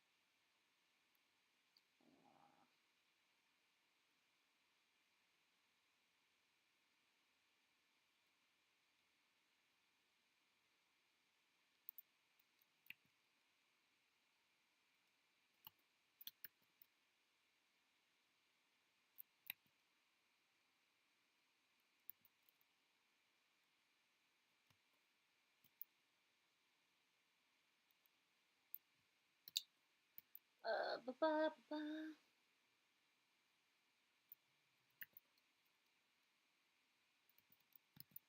I goofed.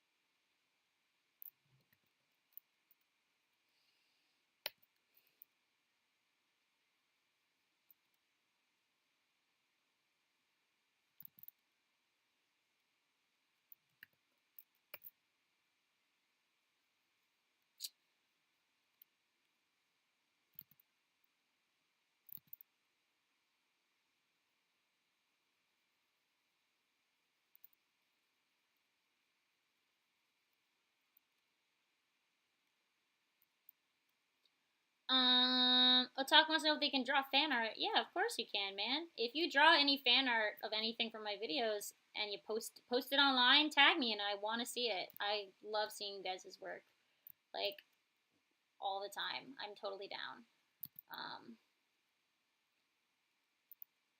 So you guys know I'm very close to hitting 2K on Instagram, and when I do, I'm gonna do a draw this in your style, and the winners of the draw this in your style will get like a free drawing from me as well. I have a drawing I drew a long time ago, not that long ago, a couple months ago, that I love, but I never posted it because I thought it would be perfect for a draw this in your style.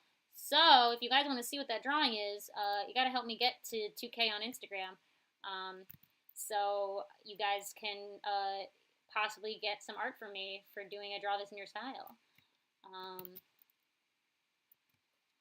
Yeah, I love draw these in your styles, but I want to wait until I hit like a milestone to like host one because I don't want to just like do one randomly with no point to it. So that's up in the air.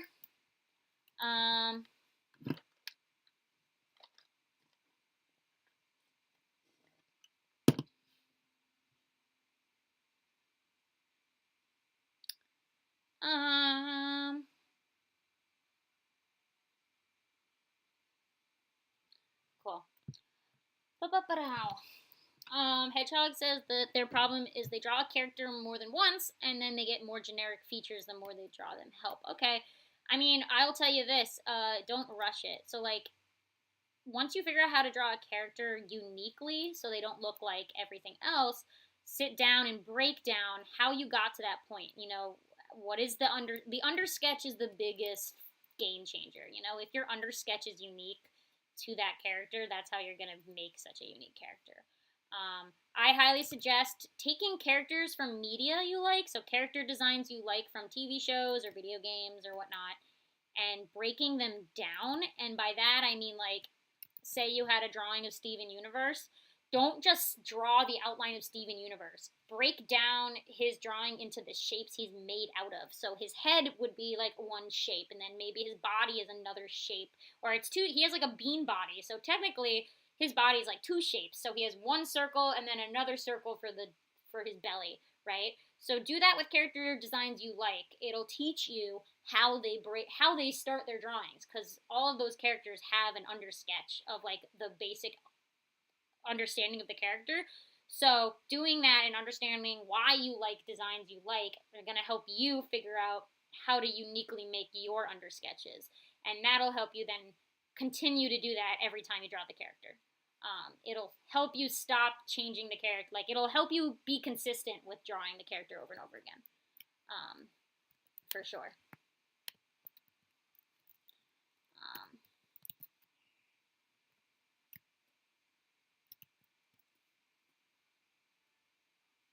Where's my colors? Okay. Okay, guys, we're real close. After I finish this, we just have Monokuma, and then I'm going to add my little, like, extra bits that just make it look kind of fancy. And I think we're done. I can't believe this. We made it to the end. This crazy drawing. It's been so long. I bet you I can track how many streams we've had, how many hours I've spent on this drawing. So many hours have been spent on this drawing, guys.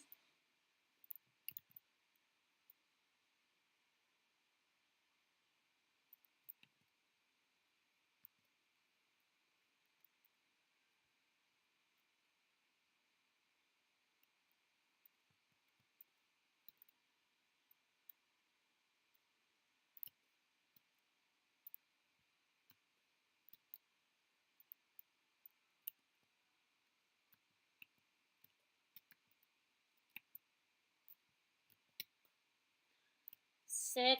All right, Monokuma, and then we're good to move to the final bits. Oh my gosh, we made it this far. This is crazy. Okay. I want to make him look dramatic. Let's do that.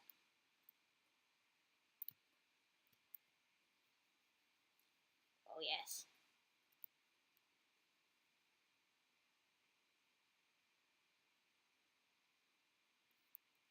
Am I going to post this? Yeah, I'm going to post this on my Instagram and on my Twitter, as I usually do. I'll probably also put it in my Discord for everyone to see. I post all of my art onto my Instagram and my Twitter. Mainly, I'd say go to my Instagram if you guys want more of my art, more so than my Twitter, because I rant. There's a lot of fluff between that isn't art on my Twitter. Like, my Instagram, you'll just see art. On my Twitter, you'll also see me retweeting stuff and, like, talking to my friends and ranting about things. If you want to see pure art, go to my Instagram. I have stuff on my Instagram and Twitter that are never on my YouTube videos. So it's like stuff you won't see anywhere. Like I draw stuff, but I don't make a video out of everything I draw, So there's a lot of stuff I draw that aren't in videos. So if you're interested in like all my other stuff that isn't video related, check out my Insta. Follow me there. You can see all my stuff. My current obsession is Genshin Impact, so if you're into Genshin Impact, I'll probably be drawing way more of it. And I'm currently also working on a lot of this like big Pokemon thing. So I'm drawing a lot of Pokemon right now for the sake of it, because I'm making this big thing. So yeah, check it out. I always post stuff related to videos on those too.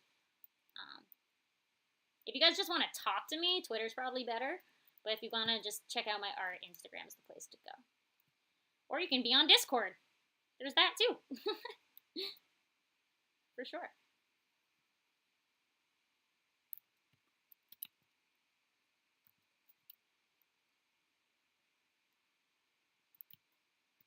Honestly, wait. I know what I'm going to do.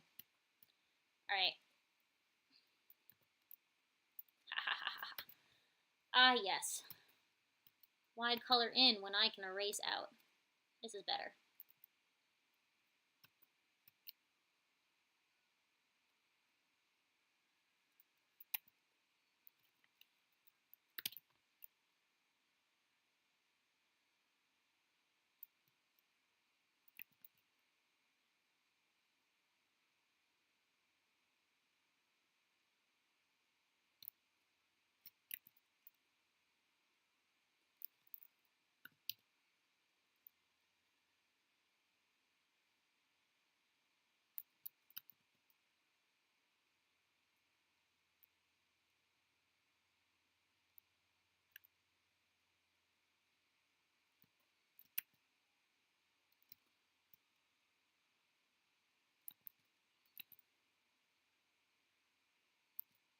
I love shading where I erase out instead of just drawing out. It's so much more dramatic.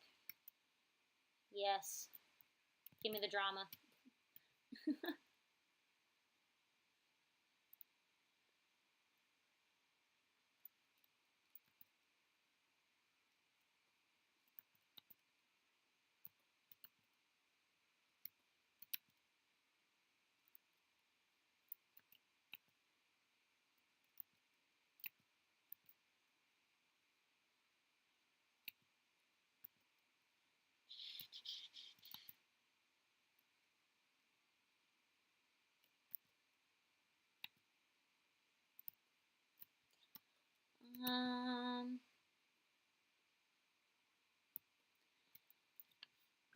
What else?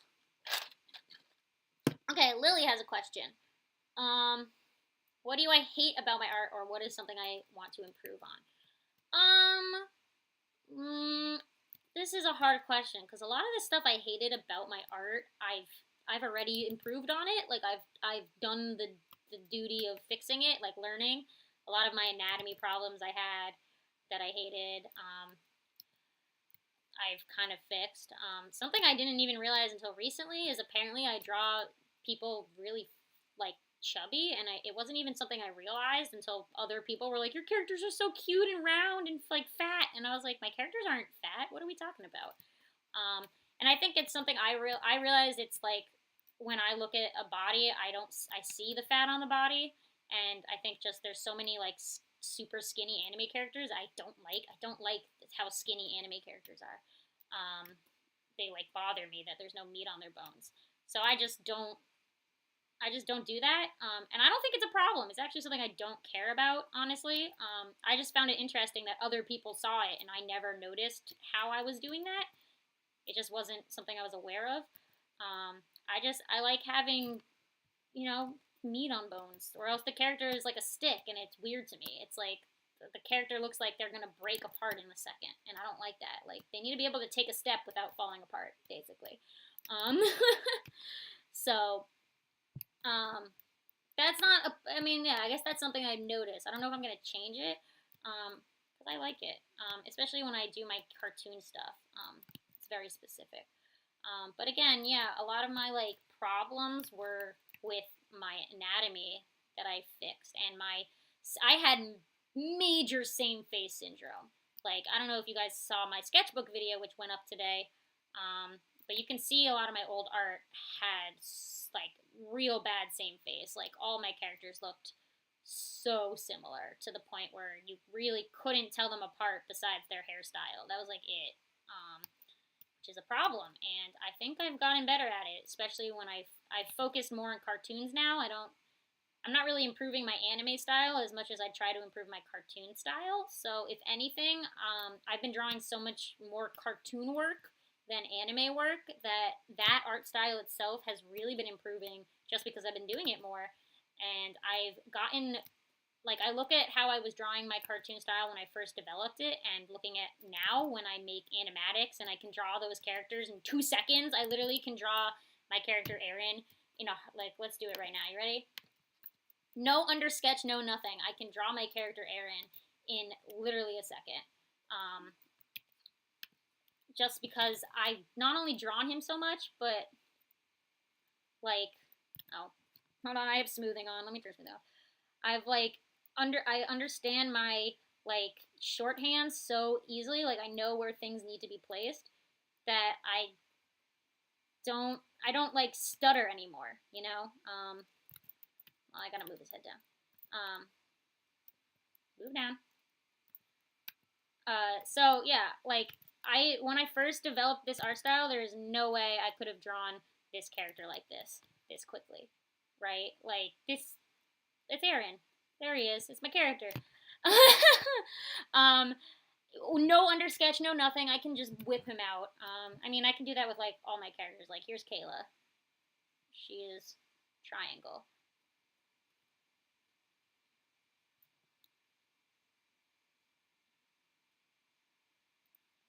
Well, their heads are cropped off, but pretend they're not. Point is, I've gotten way better at shorthanding, like doing it so quickly. Not just, I think storyboarding helped when I storyboarded these characters. I could do it like that. So for now, I think what I'm improving on is just continuing to like get better at these shorthands and learning how to like just really go fast on some of these characters, and just whip them out like there's no tomorrow. That's the thing with storyboarding is like you need to draw fast because you're gonna draw a lot. Yeah, I don't know if that answered your question, but yeah, maybe that was interesting. I hope you guys liked my 2-second drawings of my characters.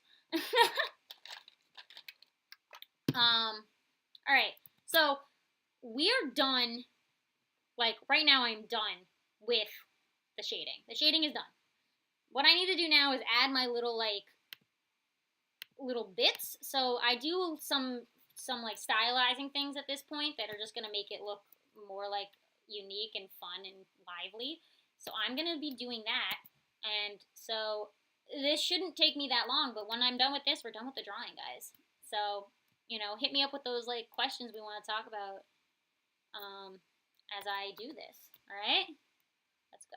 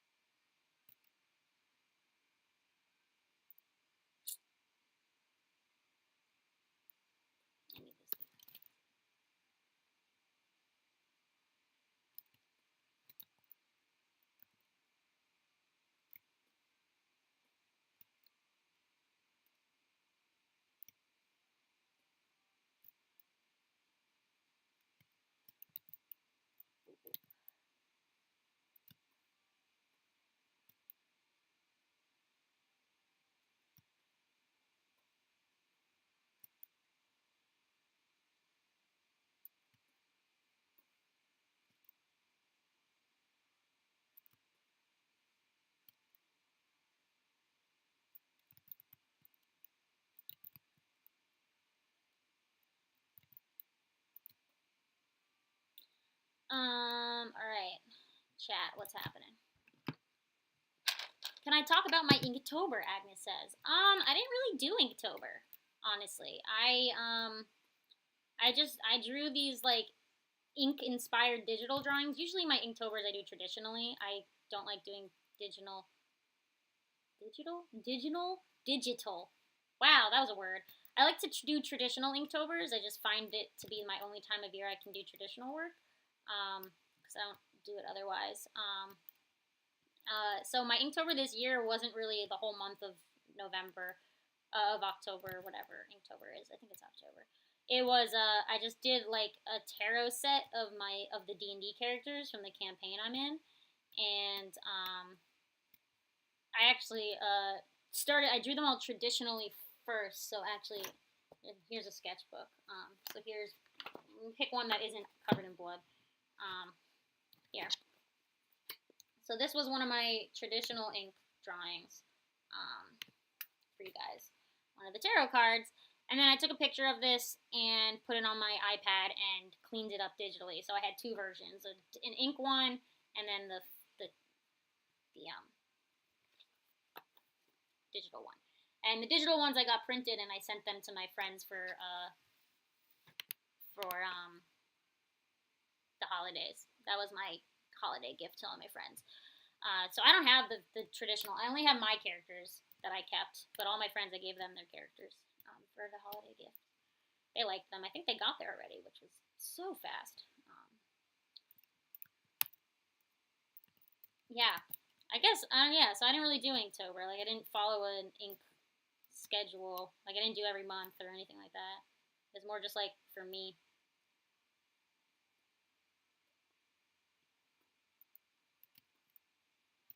Hmm.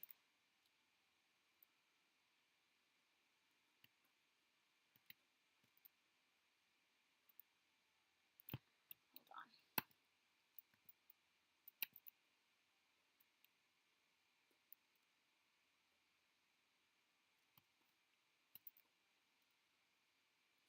I realized I should use a different color. Let me start with all the white people first.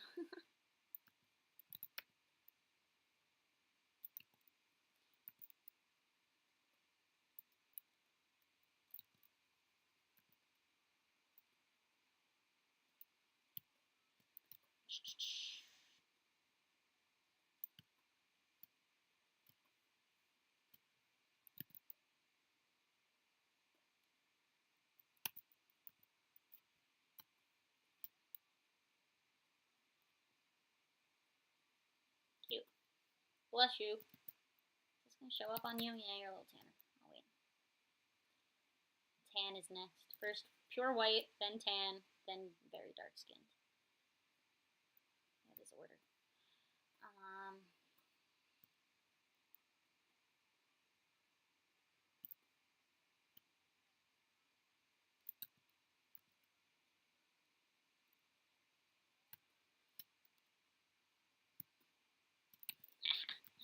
Bless you.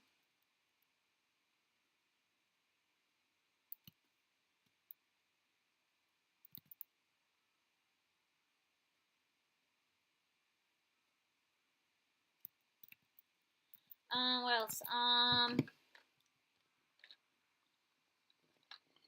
There's no water in this.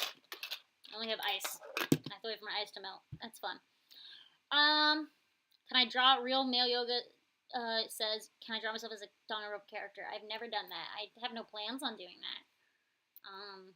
I'd be a terrible ultimate. Gosh, don't even.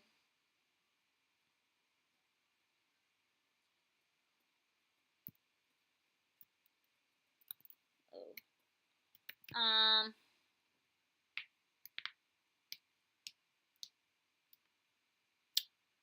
Sorry, I'm a knuckle cracker, guys. Palawiki says any Wow, I can talk today. Any tips for choosing characters? Colors. I feel like my characters have the same color schemes. Okay, so first start off by picking your base color. So what that means is, do you have an aggressive character? Are they mean? Are they angry? Are they nice? Are they sad all the time? You know, what is their default mood? That'll give you your starting color. So think of color theory. There's a lot of stuff about color theory, but a basic understanding is colors make you feel a certain way. So blue will make you feel sad, right? That's like the go-to color. That's like the go-to example, right? Blue equals sad. However, blue can also mean other things besides sad, right? It can mean like cool, like it can mean, quiet, something still and calm is blue. So think of the mood of the character, like what's their personality like? That's the starting point. And then from there, what you can do is build a palette off of that color. So color theory is hard. However, there's many websites you can use that can help you make palettes that are built around one color. My favorite one is Colors, which is C and then 2 O's and then LORS. It will generate color palettes for you, and the palettes you can like base them off of one color, and you can also do things like secondary palettes, triptych, like it's monochromatic. You can do all this stuff. It's pretty rad. I'm a big fan of it. So yeah, that's my go-to is, if your characters all have different personalities, why are their colors the same? Basically. If your characters have different personalities, their colors should match their personality. Yes.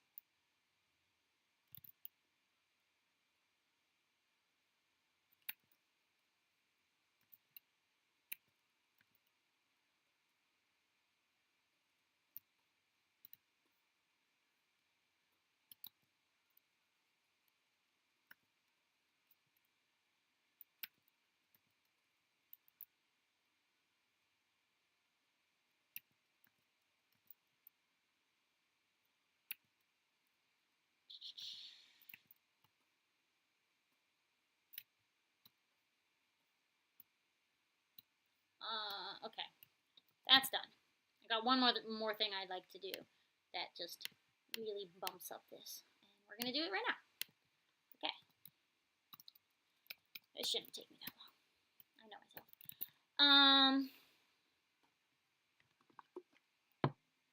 Is there anything, Bath Salt says, is there anything I don't like drawing? Don't like drawing. Animals? I don't like drawing animals. I'm terrible at it. Unless I'm like directly looking at a reference and like can copy it perfectly and it can look realistic. Otherwise, every animal I draw looks like a Pokemon. Ugh, no thank you. Like a cat, I draw a cat from memory and it's just a Pokemon. It's just a Pokemon. Ugh.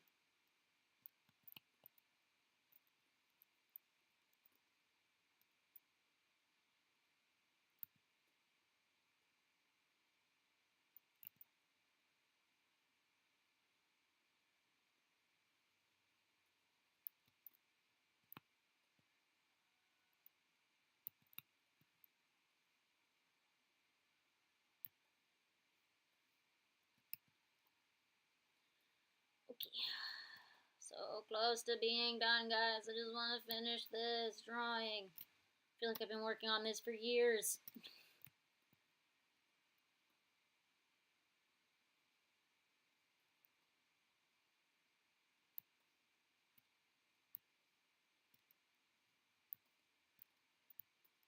Boop-a-doo.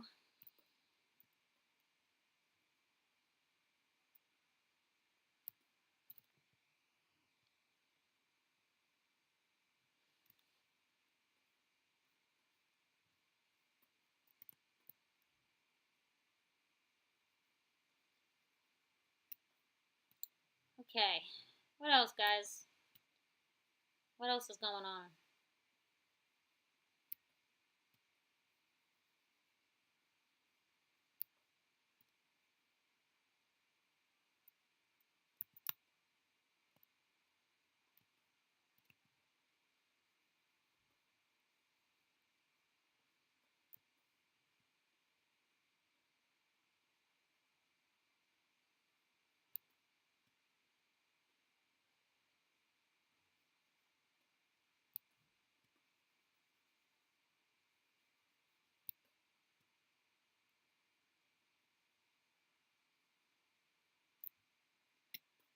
Okay.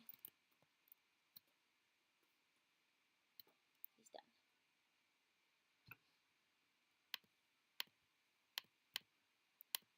Alright. Oh, so close.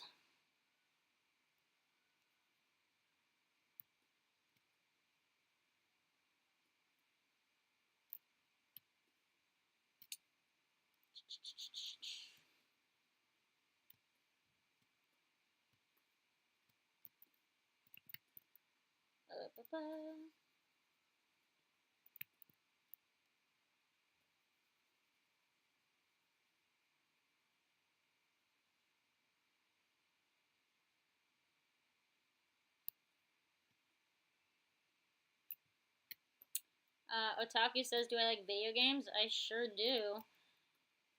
They are all like, I honestly care more about video games than I do animes. Honestly, I think I follow the video game franchises more than I follow like anime fandom. More video game fandoms than I am in than anime fandoms, basically. I love video games. I mean, Danganronpa is technically a video game, guys. You know, it's not really the anime came second. It's a video game first. So think about it.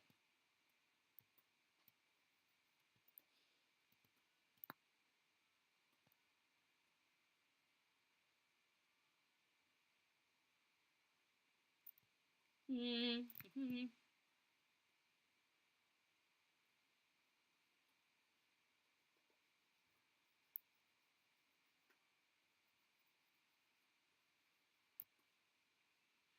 Okay.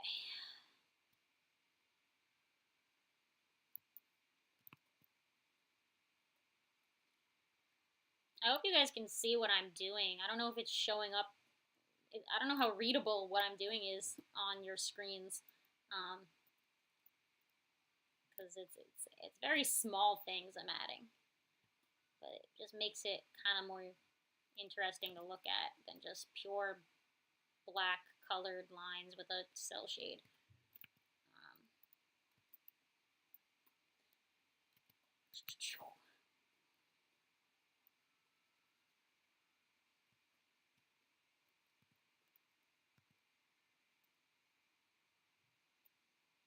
I know I just can't wait to get a tablet with pen pressure back. I'm very excited for that.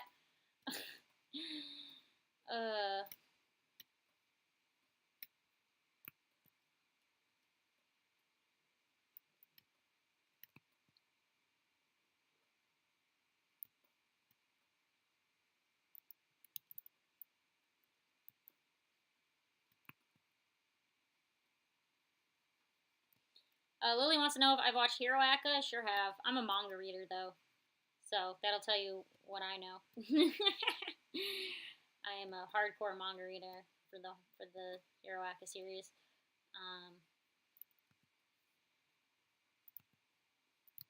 Yeah, I have a video. I made a Hero Academia video.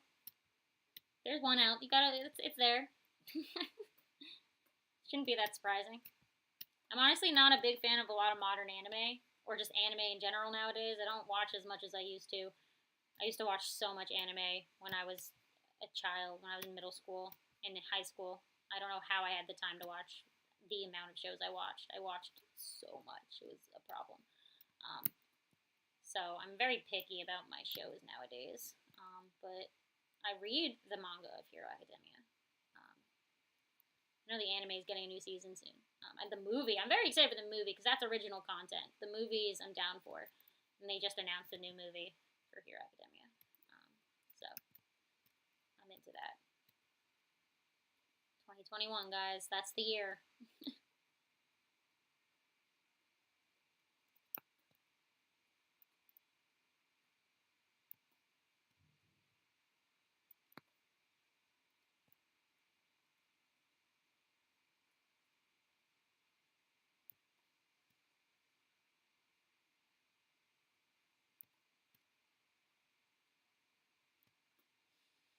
Hmm.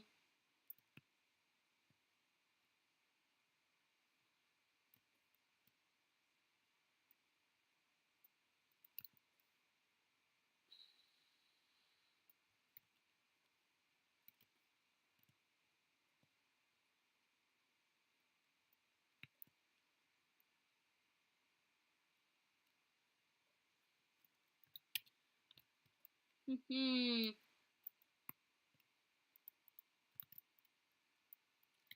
Oh, I'm so freaking close. Guys, I just want to be done with this drawing so we can do more of the critique videos on stream. I've probably been streaming for so long now. Oh my god, it's almost 6 o'clock. I've been going for over 2 hours. I don't care. I need to get this done. I need to finish this. I don't want to think about it anymore. This whole drawing has been in the background for so long, just mocking me for not being done.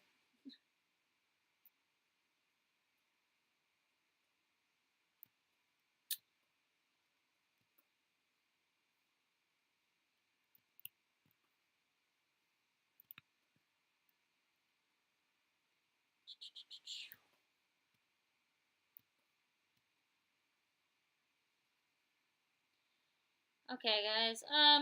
What else? Anything else you guys want to talk about as we come to the end of this craziness?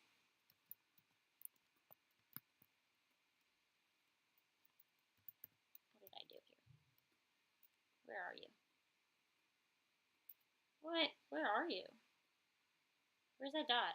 Uh-oh. Yeah. Oh, there it is. Okay. Stinky dot.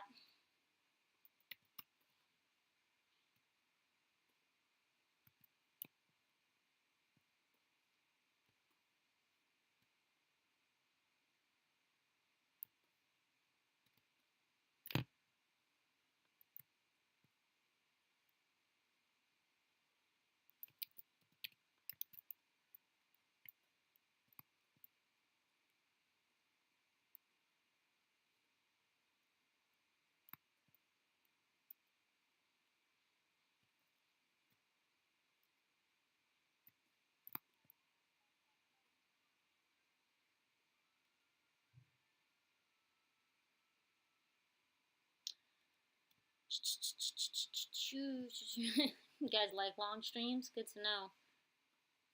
My issue is I have back problems, so if I sit still for too long, my back starts to hurt. So I need to do stretch breaks. I have a bad back. That's the life of an artist, having a bad back. I blame the art and the volleyball I played in my youth. All that bending over to pass a ball in volleyball did not help my back at all. I'll say that.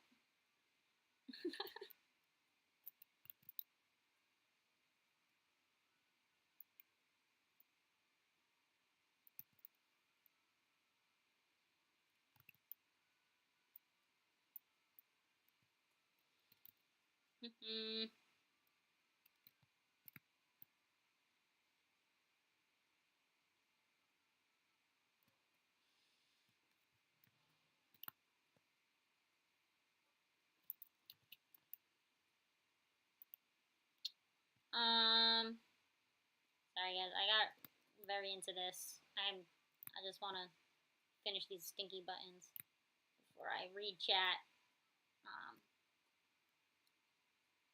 There's a lot of chat coming in. I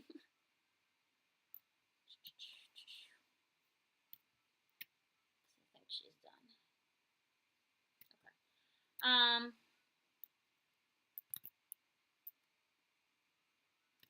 What's going on? Well, Lily says, what are some of my least favorite anime tropes, specifically anime? I don't like the female character who's only there to be female character. I don't like that. And that's very much on anime. I know in the West we used to have that problem, but very more recent times we've gotten a lot better of having like female characters that aren't just there to be females in a lot of modern Western media. But anime is still a big thing, especially like male-oriented shows. So shonens, which are made for males, have that issue because they think they're made down. It is shonens are made for young teen boys. That's what a shonen means. Young male. That's that genre. So you know that's they're like, oh, young boys like girls, but they don't want the girl to do anything, so that means we're gonna do that. But I don't like that. Let the ladies have a personality.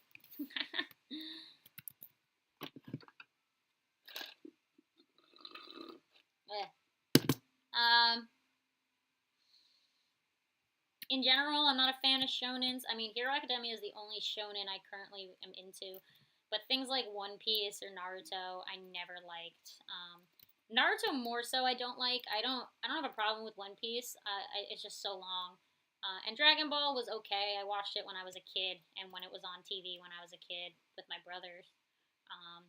But like Naruto especially, I think has major issues of like so tropey. Naruto's so tropey, and like I just can't stand the episodes. It's just so slow.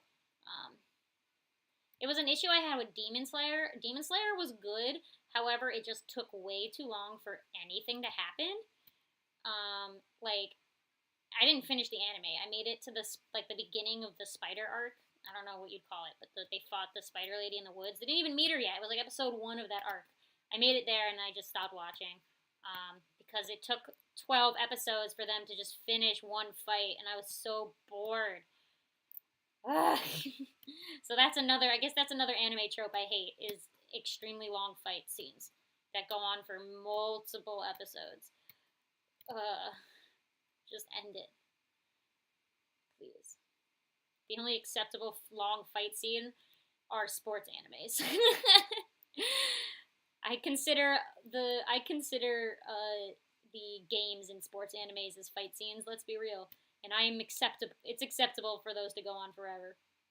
Listen, I made it through all of Kuroko no Basket, and I had no issues with any of that show. A masterpiece. Okay, and those games went on for a really long time. But for a sport, I kind of can accept it. I feel like it's like cool. Let's go. It's a sport. Whatever. But shonens, I can't stand it because they'll like talk about their secret fighting technique for like an hour, and I'm like, God damn it, I can't stand it. I'd watch 10 episodes of Haikyuu over one episode of Naruto any day. Any day.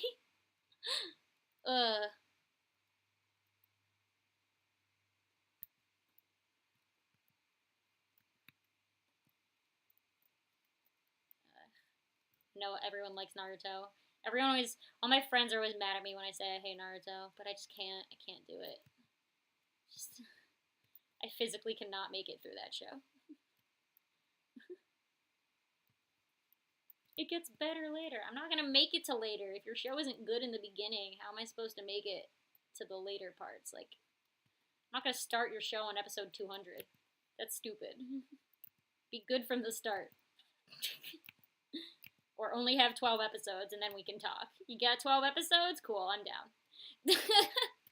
300? I don't think I can do that.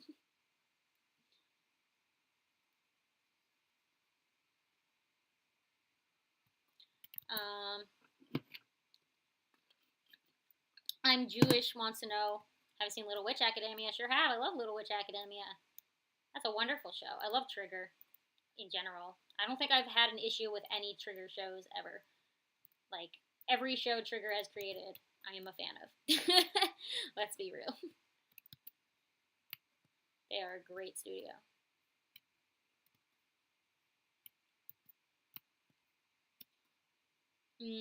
What's my favorite anime genre? I don't know. I mean, I don't know. It's hard to say for anime. I'm very particular. I wouldn't say it's a genre. It's just like a quality level. Like I'll watch romance. I'll watch action. I'll watch horror. I'll watch sci-fi. I'll watch seinen. I'll watch shonen. I don't care. However, your quality level has to be top roof, There's so much trash anime, especially like if you look at the like seasonal anime list, there's like 50 animes that come out a season. No, I'm not going to watch 50 animes. I'm going to watch one that's amazing and that's it. So, it's less so a genre I'm into, it's a quality level. So, there you go. That's my answer. Because I will partake in all of the genres, so long as your show is good.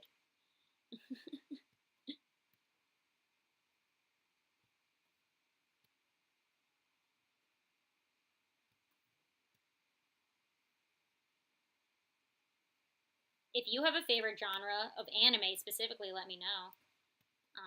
Because there's way more. I know there's like a lot more genres for anime than there is.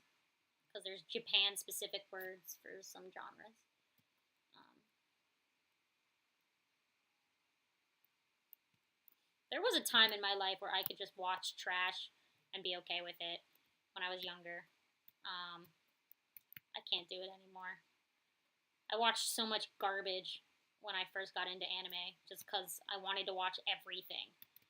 And I had no quality control on myself. I can't do that anymore. I can. I don't have the time in my life. Case closed. Yeah, look, Detective Conan was the show that got me really, like, it wasn't my first anime. That was D. Gray Man. D. Gray Man was my first, like, subbed in English from Japanese, watched on a bootleg website on the internet anime. That was D. Gray Man. But my first like anime that I like tried that I got my friends into that like made us anime fans, all of my like me and my friends, was Detective Conan. That was the one I forced them to watch, and I watched so many episodes. I still love Kaito Kid.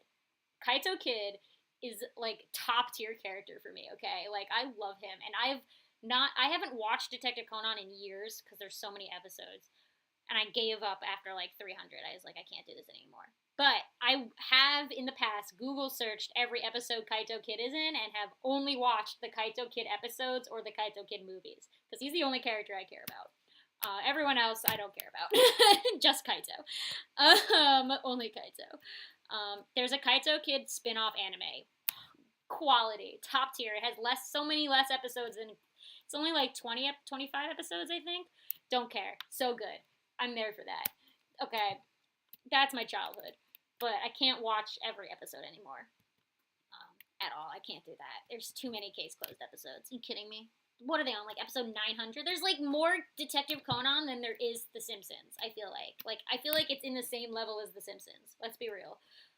The amount of episodes there are. Ugh.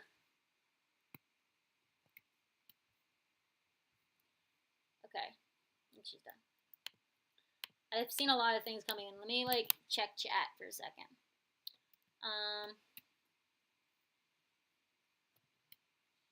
Who am I drawing? I am drawing my Danganronpa OCs from my redesigning Danganronpa OCs videos. I'm almost done with this drawing. We've been working at this for so many streams now. It was a stream-only drawing. I haven't touched it off stream. And we're almost done. I'm very excited to be done.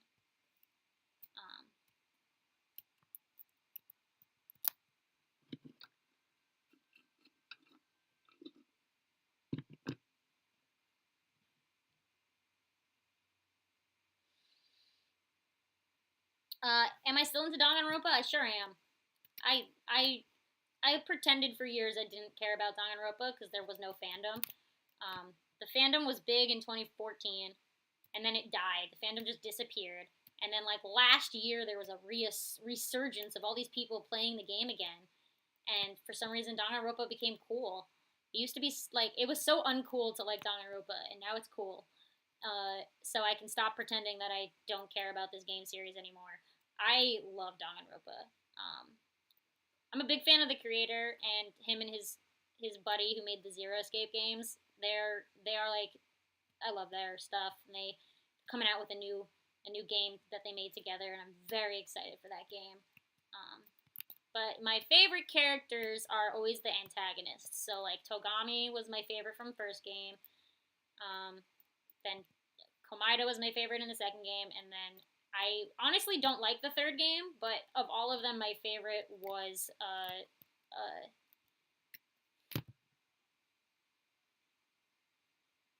forget his name. Purple dude. Annoying guy. Who everyone says they can. Him. This tells you how much I care about the third game. I don't even remember his name. Uh, I know it starts with a K, right? Yeah, probably. Yeah, I don't care about the third game. Um, yeah. Yes, I love Danganronpa. Um, those are but my other favorites are like, I love the girls in Danganronpa. Such good female characters in Danganronpa. I'm like such a Chiaki. I love her so much. I was an Asahina Oe fan, Hina fan. Kokichi. Thank you, chat. That's his name. That's the dude. You could tell I don't care about the third game at all. I just now realized I never colored the pants. Hold on. Um, yeah, I love Danganronpa. I love the games. The anime was so much better than I thought it should be. Not the anime of the first game, but like the anime that bridged, that answered all the questions about the game. That anime was way better. It aired when I was in college, and I had to I watched it as it was airing, and none of my friends were into Danganronpa at the time. Now they are because it's cool to like Danganronpa. But I was watching it in my apartment, and my friends were making fun of me for watching the Danganronpa anime. And I was like, "Excuse you, Danganronpa's good." There was such a stigma against Danganronpa because it was highly connected to Homestuck back when it was first introduced to the West. So if you liked Danganronpa, you usually were a Homestuck, and it was not a cool thing to be into Homestuck. People made fun of you. Homestucks had a bad rap, and they still have a bad rap. Honestly, there's nothing good about a Homestuck fan. I'll say that. I was one, and I'll tell you from experience, there's nothing good about a Homestuck fan. So because Danganronpa was such a close connection to Homestuck, people who were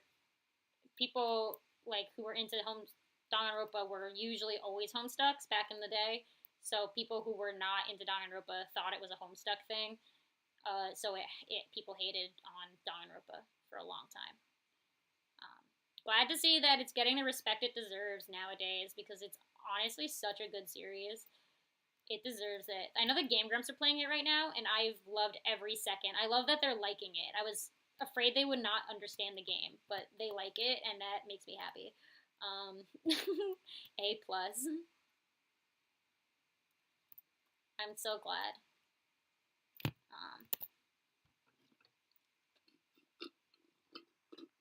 What else? Boop, boop, doop, doop. Do I like magical? Do I like magical girl animes? Yes. I mean, Madoka is obviously top tier. But I love Cardcaptor Sakura. I love Sailor Moon. Tokyo Mew. I have a Tokyo Mew Mew print on my wall. I love Tokyo Mew Mew. That was my childhood. I watched that thing on 4Kids with the bad 4Kids dub. I loved it. I love magical girl animes. They're fun.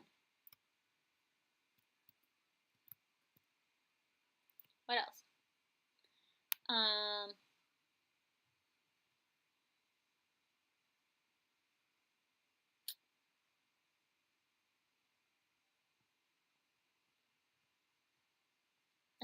I'm Jewish is stating a fact about South Park. Sick. I'm a huge South Park fan.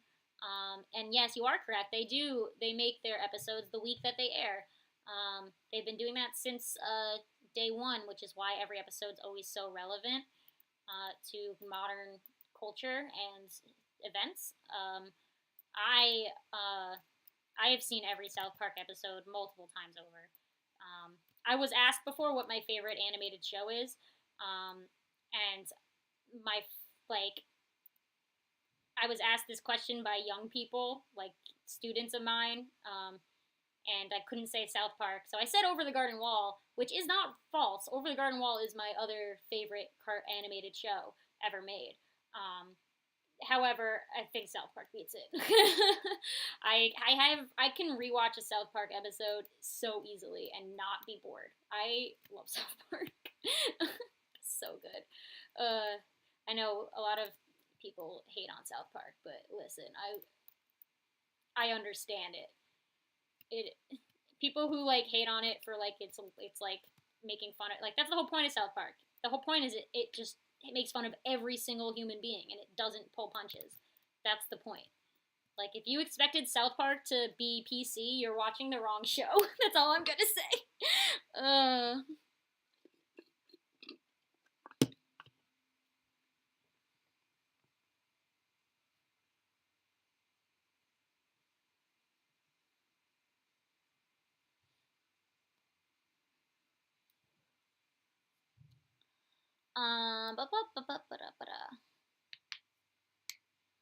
What else? Any other questions or things happening in chat?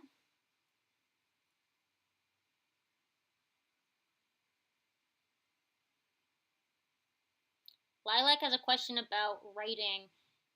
What kind of storytelling do I like? It's like there a writing style I like.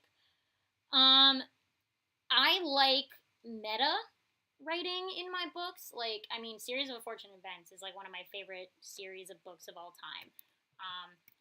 And this applies to like Animaniacs just came out, the reboot of Animaniacs, and like I loved every second of it. I like the type of writing that isn't afraid to like be weird. I like weird, you know. Give me some weird stuff. Nitro Gaming says, "What's Homestuck?" Google it. I'm not gonna explain Homestuck to you. We'd be here for another 20. We'd be here for like a whole nother day. This stream would go on way longer than it's already at. I'm not. Just Google Homestuck. Actually, don't. Never mind. Don't look up what Homestuck is. You'll go on a rabbit hole that you don't need to go down. But if you're that curious, you can do it. But I'm just giving you a warning. Be prepared. It's so weird to me that people don't know what Homestuck is anymore, because back when I was young and on the internet, that was what the internet was. It was just Homestuck. Like, you couldn't avoid Homestuck. It was a meme upon itself. Oh my god. That was like my, besides Super Hulock, Homestuck was like my first big fandom. I was onto Super Hulock first because I was into Doctor Who, and then I got a Tumblr, and then because I was into Doctor Who, Tumblr recommended me posts, like Tumblr people I followed who were into Doctor Who obviously were also into Supernatural and Sherlock. So secondhand, I started to see all this stuff for those two shows. I was like, what are they? And then I became a Super Hulock. I still love Doctor Who, but I don't care for Supernatural anymore. Although recent times have made me laugh a lot, because if younger me could see Destiel becoming canon, they would have a field day. But current me does not care. And Sherlock just kind of I've forgotten about because it died real quick. But I love Doctor Who still. But that's how I joined Tumblr, and then through Tumblr, of course, I had to know what Homestuck is, because you can't avoid Homestuck if you have a Tumblr back in the early 2000s, in the mid 2000s. That's all it was. That's what Tumblr was. So of course I read it, and then I made all my friends read it, and that was a disaster. My first big fandom experience, like I went to meetups, I cosplayed for the first time, you know. Oof, oof. I have horrible memories, but also fun memories. Like, I made friends in Homestuck, but the Homestuck fandom was a disaster from start to finish.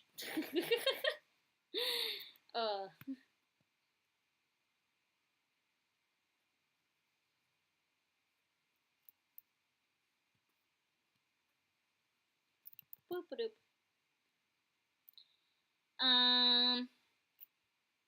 Oh, I'm getting book recommendations. The Backstagers. Ooh, that sounds cool. I don't really read as many books as I used to. I bought a book. The writer, my friend told me to get it. The creator of the what's it called? The podcast. My bookshelf is over there. I'm trying to look at my bookshelf. They Oh my gosh. Welcome to Night Vale. The creators of Welcome to Night Vale, he wrote, one of them, I think, or both, they wrote a book that's very Night Vale-esque, and my friend told me to read it, because it's that same vibe as Welcome to Night Vale, but in book form, and I own it, I bought it, but I have yet to read it, and I bought it, like, I bought it half a year ago, and I still haven't picked it up. I just don't have time to read anymore. I read so much fan fiction, but I can read that on my phone in my bed in the dark at night and then just fall straight to sleep. With a book, I need to like be awake and like really be reading it. And I haven't been like there's no vacations. I'm not going on vacation, so it's not like I can read a book on a beach or whatever and relax because there's no going anywhere right now. Um, but yeah, I need to read more than just fiction. Honestly, I read so much fan fiction. It's a problem. um, Kylixion said Generator Rex. Have I heard of it? Of course I've heard of Generator Rex. I was obsessed with Generator Rex. I was a big Ben 10 fan when I was young. Like end of middle like I must have been in 5th grade or something when I was really into Ben 10.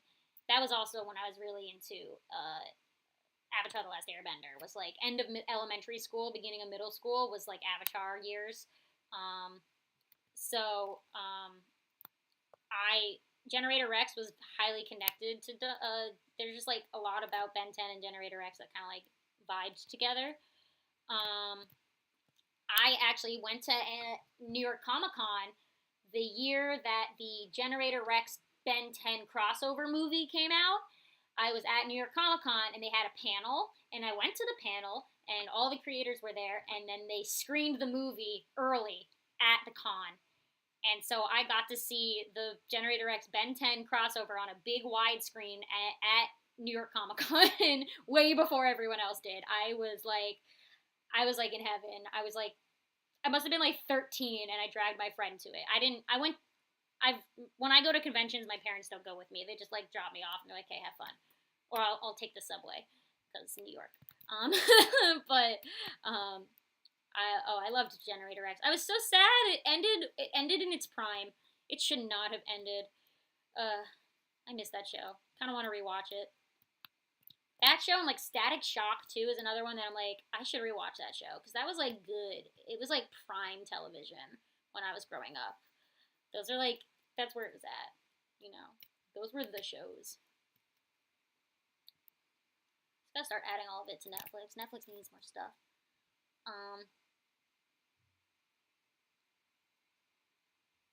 What else? Kipo, I've seen Kipo, all of it. Yeah, wonderful. I love his work. I follow him on Twitter. He's a comic artist. Kipo was a comic book first, and I love his artwork. He's wonderful. Very unique and diverse. I know I don't know where he's from, but he's not white. That's all I'm going to say about the creator. I don't know. I don't want to say his race wrong. I don't know where he's from, but I love his diverse work. It's so good. I'm into it. I love Kipo was so good. It had a good ending. I'm glad they didn't drag it on past the ending it needed. They did the plot and then they ended it. It was good.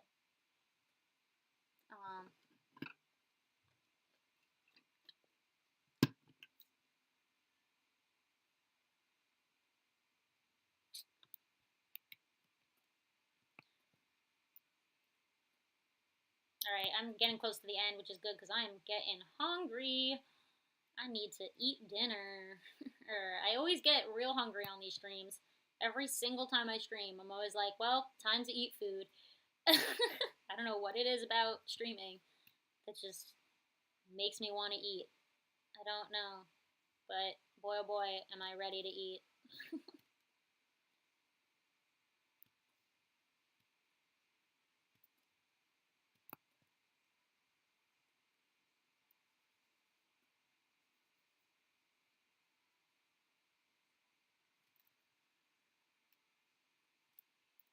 Oop, there's a sugar fly. Gross, get out of here.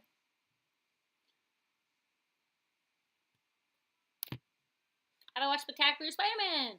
Yes. Is that the one with I think correct me if I'm wrong. Is that the one with Drake Bell as Spider-Man Drake Bell voices Spider-Man? Because if it is, then yes, I've seen that show. I like it. Very good. If it's not the one with Drake Bell as Spider-Man, then I don't know which one it is. Forgive me. That's a good one though. That one I like.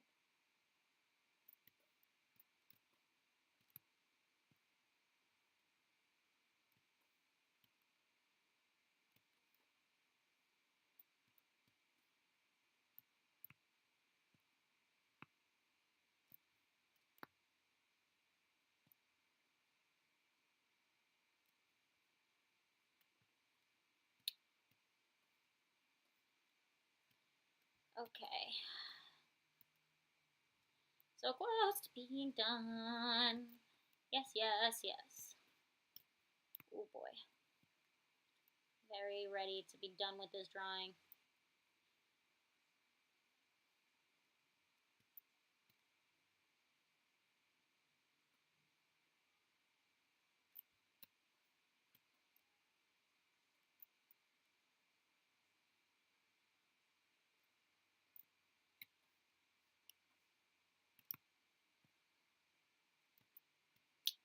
Okay.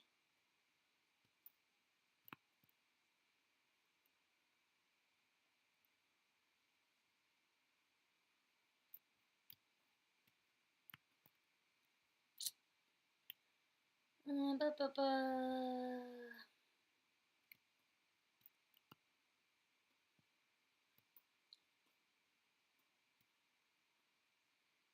Thing with black colored characters is you can't really color their line art because it's just black, isn't it?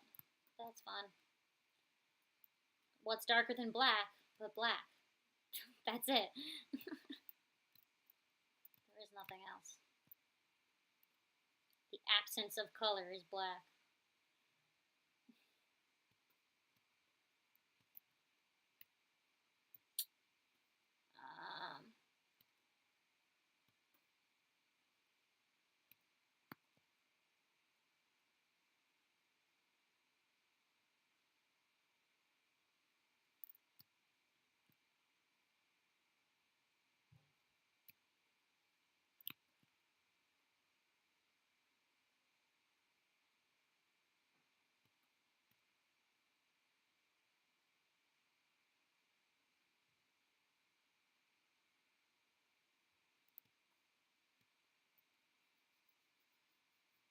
Oh, it's a difference. There's so many Spider-Man shows. I can't keep up.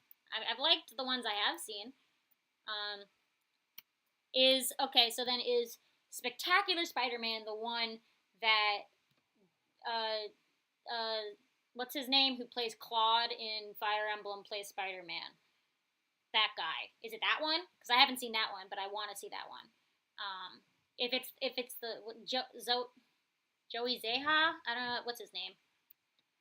The guy who plays Claude in Fire Emblem plays him.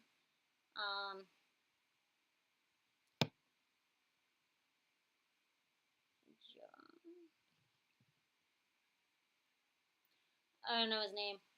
Google, tell me. Claude Fire Emblem.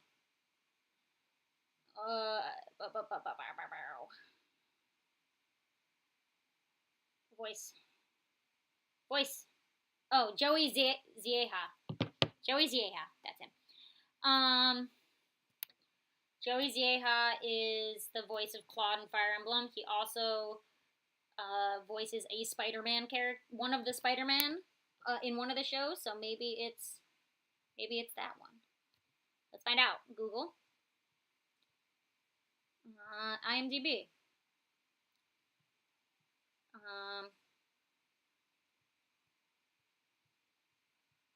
He's in so many things. It's hard to tell. He's in Persona. Okay.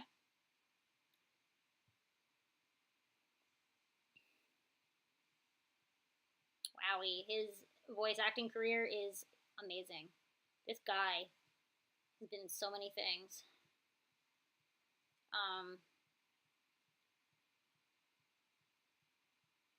Jesus. I don't even see Spider-Man. I know he's in Spider-Man, but I don't know which Spider-Man he's in. I could probably just look up him Spider plus. Yeah, let's do that. Let's find out. I'm interested now. Josiah Spider-Man.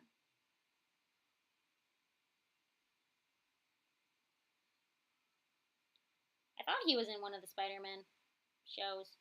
Maybe not. I thought it was him. Alright, I'm going to look up which one this is so I can see. Spectacular Spider-Man. This one is 2008. Spider-Man is voiced by Josh Keaton. Oh, snap. Okay. I feel like I've seen this one. I think I've seen this one.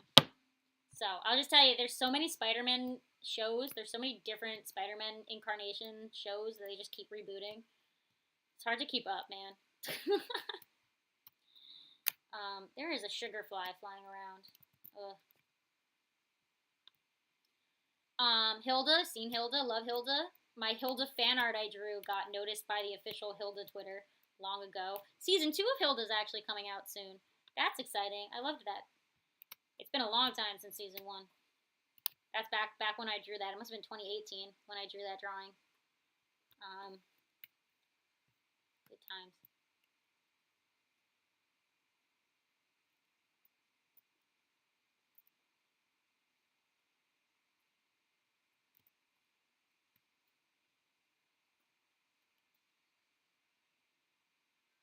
All right, guys, I'm like so close. This is it. We're on the final stretch at this point. This is very exciting for me because I just need to be done with this drawing. Get it away from me.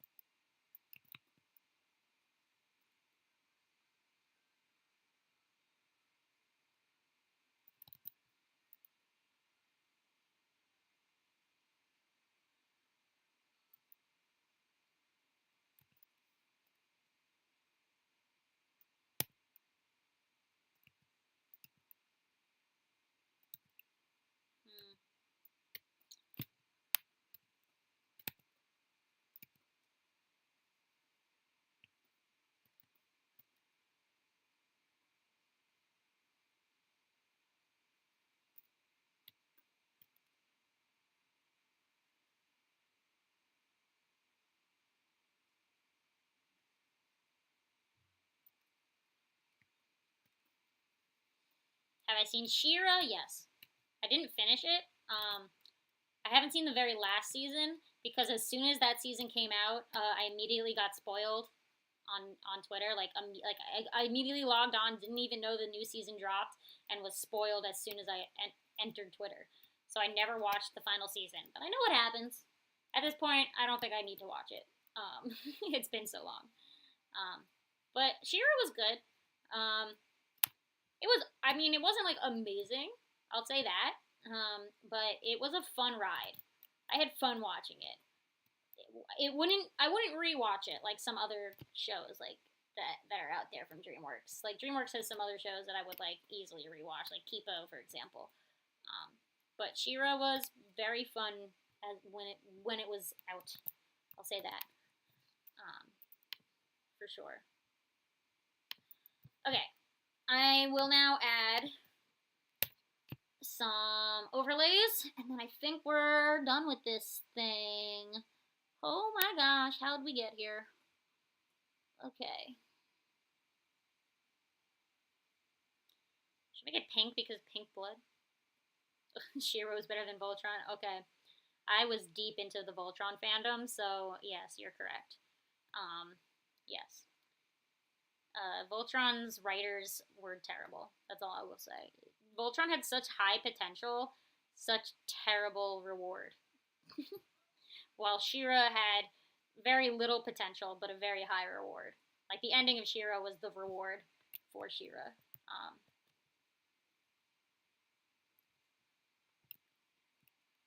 Oh, why is it on circle? Get out of here. I want circle. I want line.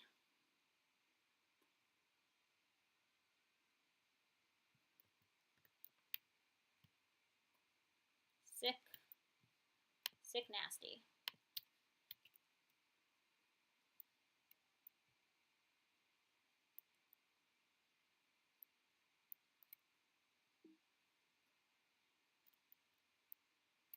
Oh shit. Did I just quit? No! Fuck! Uh-oh. Oh no, when did I save last? I know I'm a compulsive saver, but I just accidentally quit Photoshop. Ah! Give me a second! I goofed. Oh, come on, Photoshop. Don't do this to me. I think I pressed save real quick. I save all the time. I thought I pressed Command Q instead of Command A, like an idiot. I pressed the wrong command key. Okay. If anything, I'll just have to color the line art again. I save so compulsively that I'm sure I saved. I'm a stupid dum-dum. Alright, give me a second.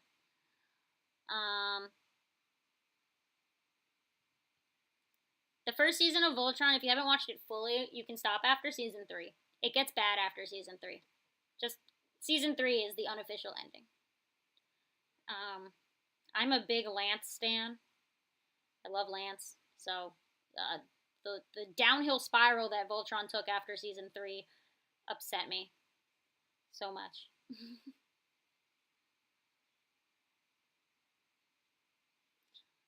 Have I watched Paranorman? I love Paranorman. I love Laika. Laika is a wonderful studio. Sorry guys, I have to reopen Photoshop. Ugh. I'm a dum-dum. I've done the goof. You guys can see my default home screen. Get out of here.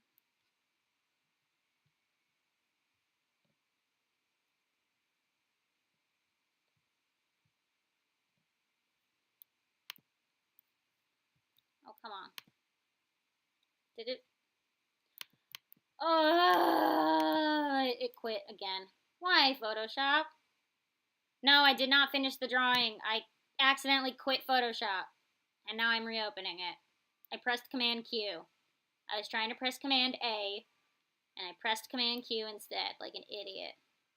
So now I have to reopen Photoshop. Gosh darn it. No, I'm not leaving. I'm not ending. Don't leave.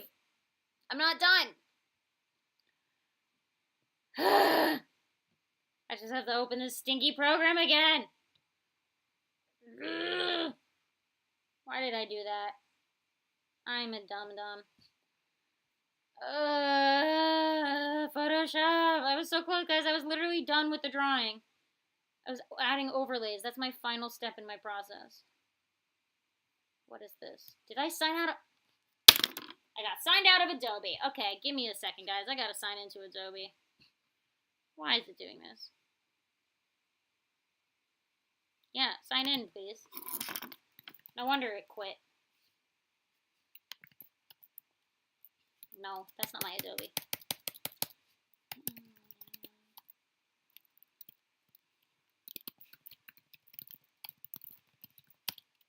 Why must this happen to me? I made my mistakes. I got so Alright. Let's see how far ago I saved. I press Command S every 2 seconds, so I bet you I didn't lose that much. I'm looking at the preview and it's fully colored, so if anything, I'll just have to do some line art again, which I'm totally okay with, coloring more line art again. No problem to me. Oh, there's a lot happening on the Discord that I have missed. I'll check later.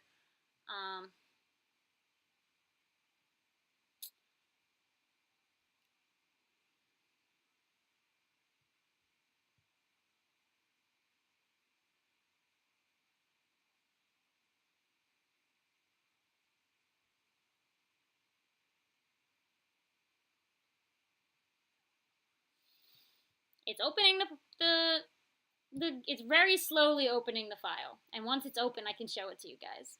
Sorry, I was trying to see my phone has been blowing up a lot, and I've been ignoring it because of you guys. I am very upset with myself. Why did I press Command Q? And then I also pressed quit without saving like a dum-dum, because I thought I pressed Command A and it was giving me an error. I just clicked. Of course I just clicked. Open. This is a large file. It's taken a long time to open. Jeez Louise. Anyway, what's up, guys, as I open this file? How we doing? Ah. Okay.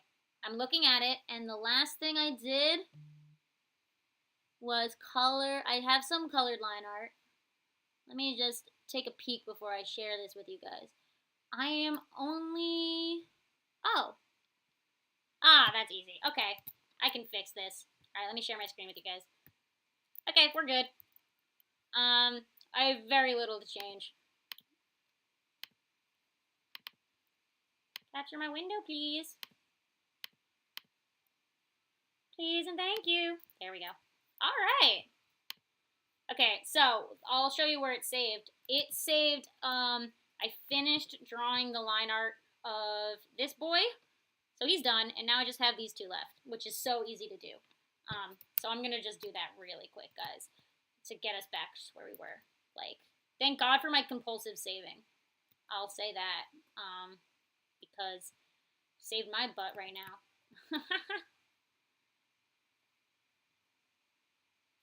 Sick.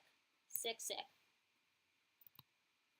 Yes. I love, sometimes I'm proud of myself for the amount of times I pressed Command S. I've had disasters in the past because I didn't save. So, compulsive saving coming in clutch. Nice. Imagine if I had to redo all of this. Ha ha ha! I would just end the stream. I would just stop and finish it off stream because there is no way I would have done that on stream. It would have taken way too long. I just have to not press Command Q this time.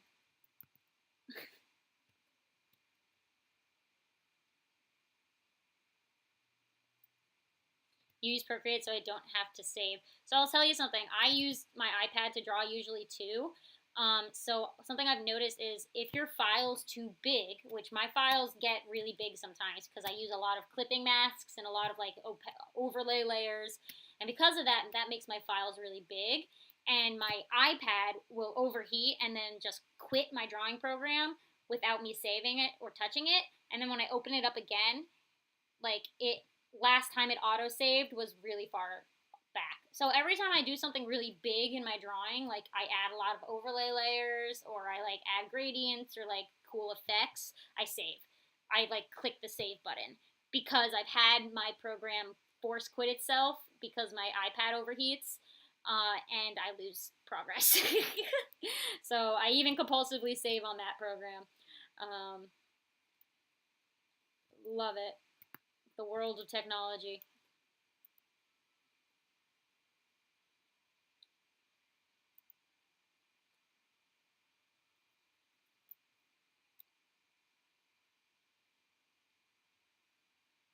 I know when I teach my students, they like to draw like a lot and then they get the spinning wheel. And then they drew so much that they have to wait so long. So I have to get my students to press Command S like way more often because they lose progress when their computer can't read their line work because they drew way too big. Processing speeds.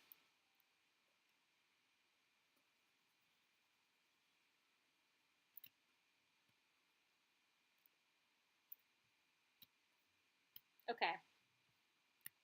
His eye.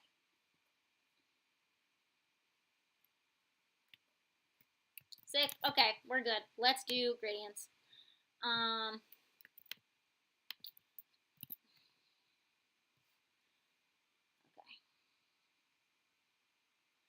Come on, overlays. Gimme overlays.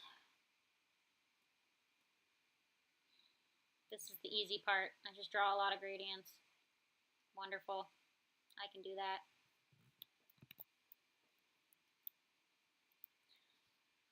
Okay.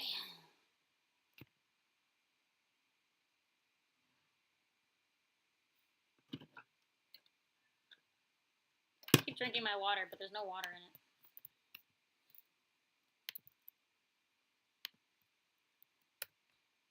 Sick.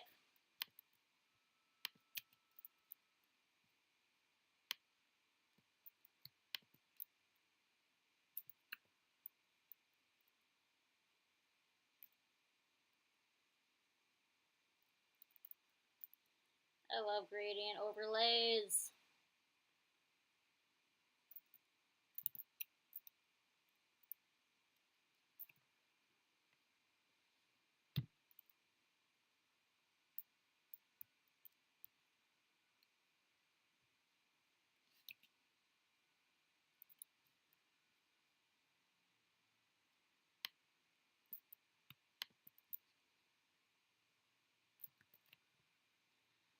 moment I realized what overlays can do changed my life. I'm such a big overlay fan. They just make everything look cooler. Like I don't know why, but just gradients, overlays, specifically gradient overlays, not like single color overlays, but gradient overlays. There's just something so cool about the way it makes your colors look. I'm such a fan. It just, sign me up.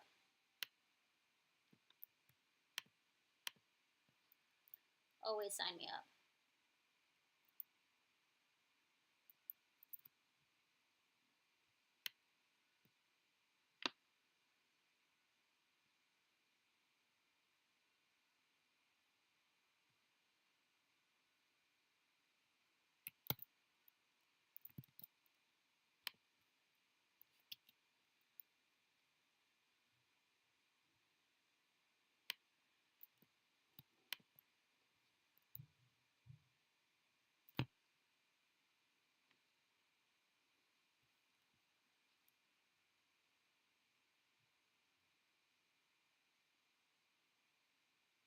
This is a very large file. It's thinking real hard.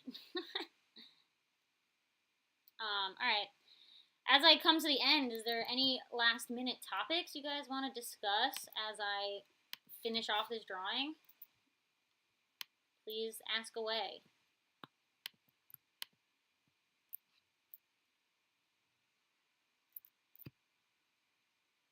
Oh, it's this guy.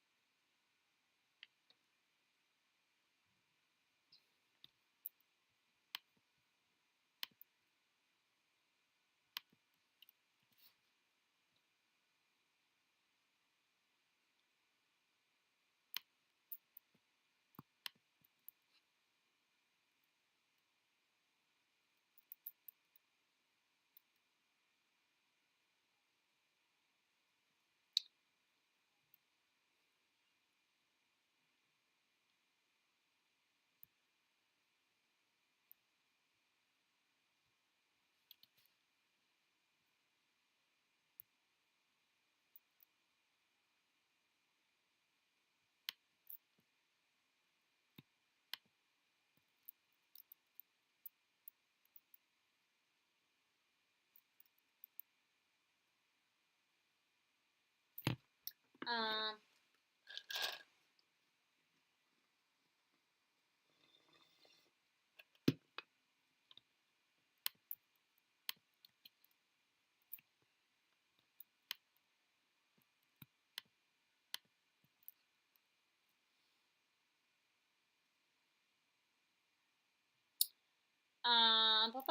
any tips on Danganronpa OCs?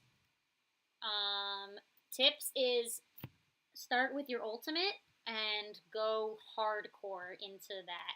I find that like the best, at least for me, is like really make your character all about their ultimate. Like really helps like make your character interesting. I think that's why I like the second game characters more than the first game, because in the first game their ultimates weren't that noticeable in their characters, like their designs and their personality didn't really like. I mean, some of them. I mean, like Mondo and Ishimaru were like very tropey. Sakura was very much noticeably tropey, but like to the like in a good way, not like a bad tropey, but like they really were their ultimates. But there was a lot of characters that weren't uh, uh, like I mean, like Kirigiri herself really was. I mean, she was very aloof, but like a lot of those first game characters didn't really go deep into their like Hina. I love Hina, but she like you can't really tell she's a swimmer by looking at her, or talking to her. Like her personality and the way she looks wasn't like, oh, I'm a swimmer. But in the second game, the characters were like full on, like Ibuki. Look at Ibuki. I mean, come on, like full on into their ultimates. Like you could tell what their ultimate was by looking at them, and I loved that. I think that's where I took a lot of inspiration from. So I would say when you're coming up with yours is once you pick your ultimate, like go full on into that. Like look up that character and like look up like not that character, like look up that job, or like people who do that hobby or whatever, and like push it, like go full on into it.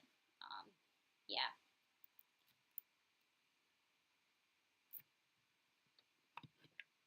That's just me. I personally loved this. Like the second game, I think is the best game, and I loved all the characters in the second game. I didn't have a character I hated. Like every character stood out as a good character to me. While in the first game, there were good characters. However, a majority of them I wasn't as interested in. Like they kind of were like, oh, okay, they're there. While in the second game, I cared about all the characters in that game. So that's just something to think about. If you like want all your characters to stand out from one another. Um,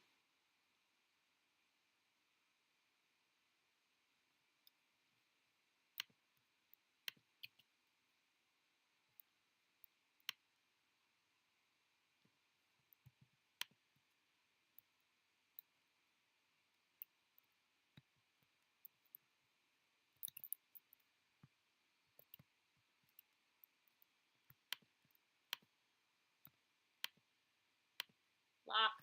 Thank you.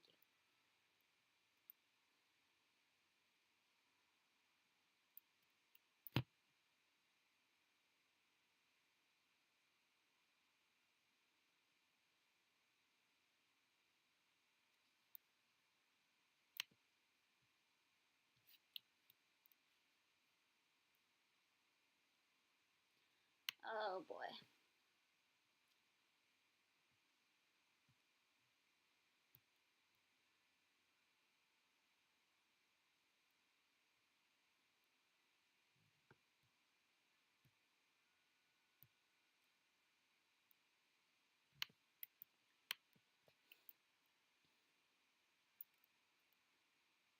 Third game had good designs, the plots meh. I agree. The designs in the third game stand out. I think the personalities of the third game bored me. I didn't like the characters. Like, their designs were good, but the traits of the characters were like, come on. I also have, like, no, I, like, blocked that whole plot out of my mind. I don't remember what happened, like, at all, honestly. Um, Honestly, the game was good until it ended. The ending was just so. And then once the ending hit, I rethought of the whole plot, and I was like, this sucked. Like everything about this game was just pointless.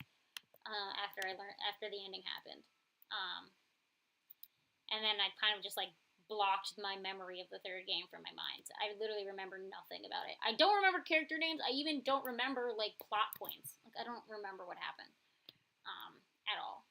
I will tell you that. Um, okay, here we go.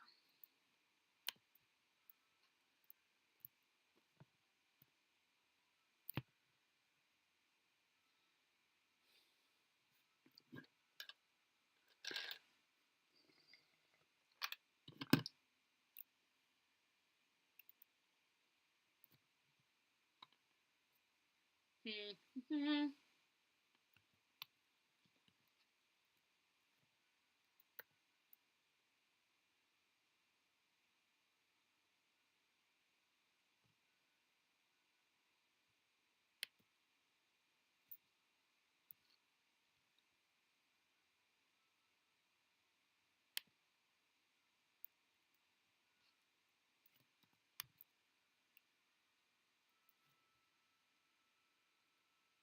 Sick. Okay, I'm into this. All right. So I'm just gonna pop that up. Actually, what I'm gonna do. Let's do this so it stands out.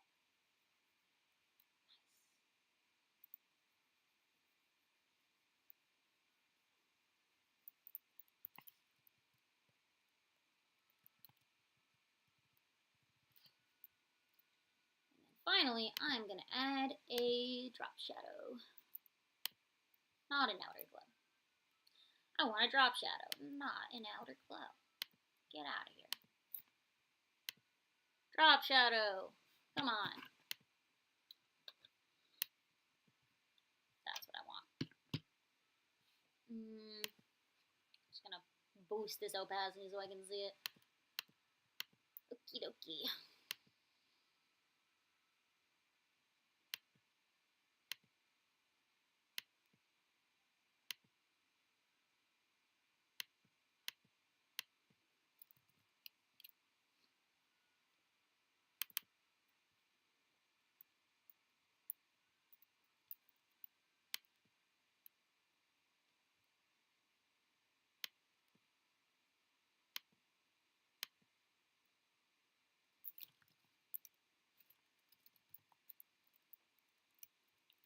Sick.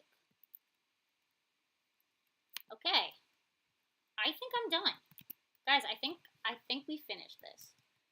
Holy moly. Wow. That's it. I'm going to call it. I'm not going to touch it. I'm just going to let it save. That's, oh my gosh. Guys, thank you for joining me on this adventure. It has come to the end. I did it. We finished this thing. Wow. So I'm going to export it off screen because it's going to probably take a little bit. It's a very large file. But it's come together. This fake poster is existing. I have played with the thought of printing this and selling it on my store. However, I'm not going to do that until I know people will buy it. I may do a poll and I may do pre-orders. So I'm going to set up, if people in the poll are like, yeah, I'll buy it, I'll then set up pre-orders, but I won't get it printed until I have a good number of, until I have some pre-orders in, because I don't want to print a bunch of posters and nobody buys them, you know. But it's a thought. Not for a while. I have to wait till the holidays are over and my adult life stops being the way it is. But I want to possibly sell this as a print if you guys are interested in it, because I think it's cool. All right. Wow, with that, that's going to be it. We made it to the end. Thank you for joining me. Wow. Thank you for all the questions you asked. I totally love talking to you guys. It's a fun time. Next week, we will go back to the live critiques. So if you missed it last week, I did a test run where I did live critiques, and it failed. My stream crashed for a little bit, and then we came back, and it was all good after that. But basically, you can submit art in my Discord, and I'm going to run through it through the list, and if you're there on stream, I will talk about your art. I won't talk about your art if you're not there. That's not fair to you. So if that's something that interests you that maybe you want to do, join Discord and submit some stuff. Otherwise, I'll see you guys next week for the stream. Please watch the video that came out today. It's a sketchbook tour. I know a lot of people were excited for it, so please watch it. It was fun to film and very interesting for me to look back at my old sketchbooks. Geez, they're so gross to look at for me, but maybe you'll find them interesting. So yeah, I'm gonna end it there. I'll see you on the Discord if you're there. Otherwise, follow me on my Twitter and my Insta, which is right there. And otherwise, we'll stream next week, hopefully. If something, usually I stream on Thursdays, but if for some reason I can't do Thursdays, expect Fridays, most likely. Or if I don't do Fridays, that probably means there's no stream this week. But we'll keep it going. All right, so with that, so long, guys. Thank you for joining me. See you later. Bye.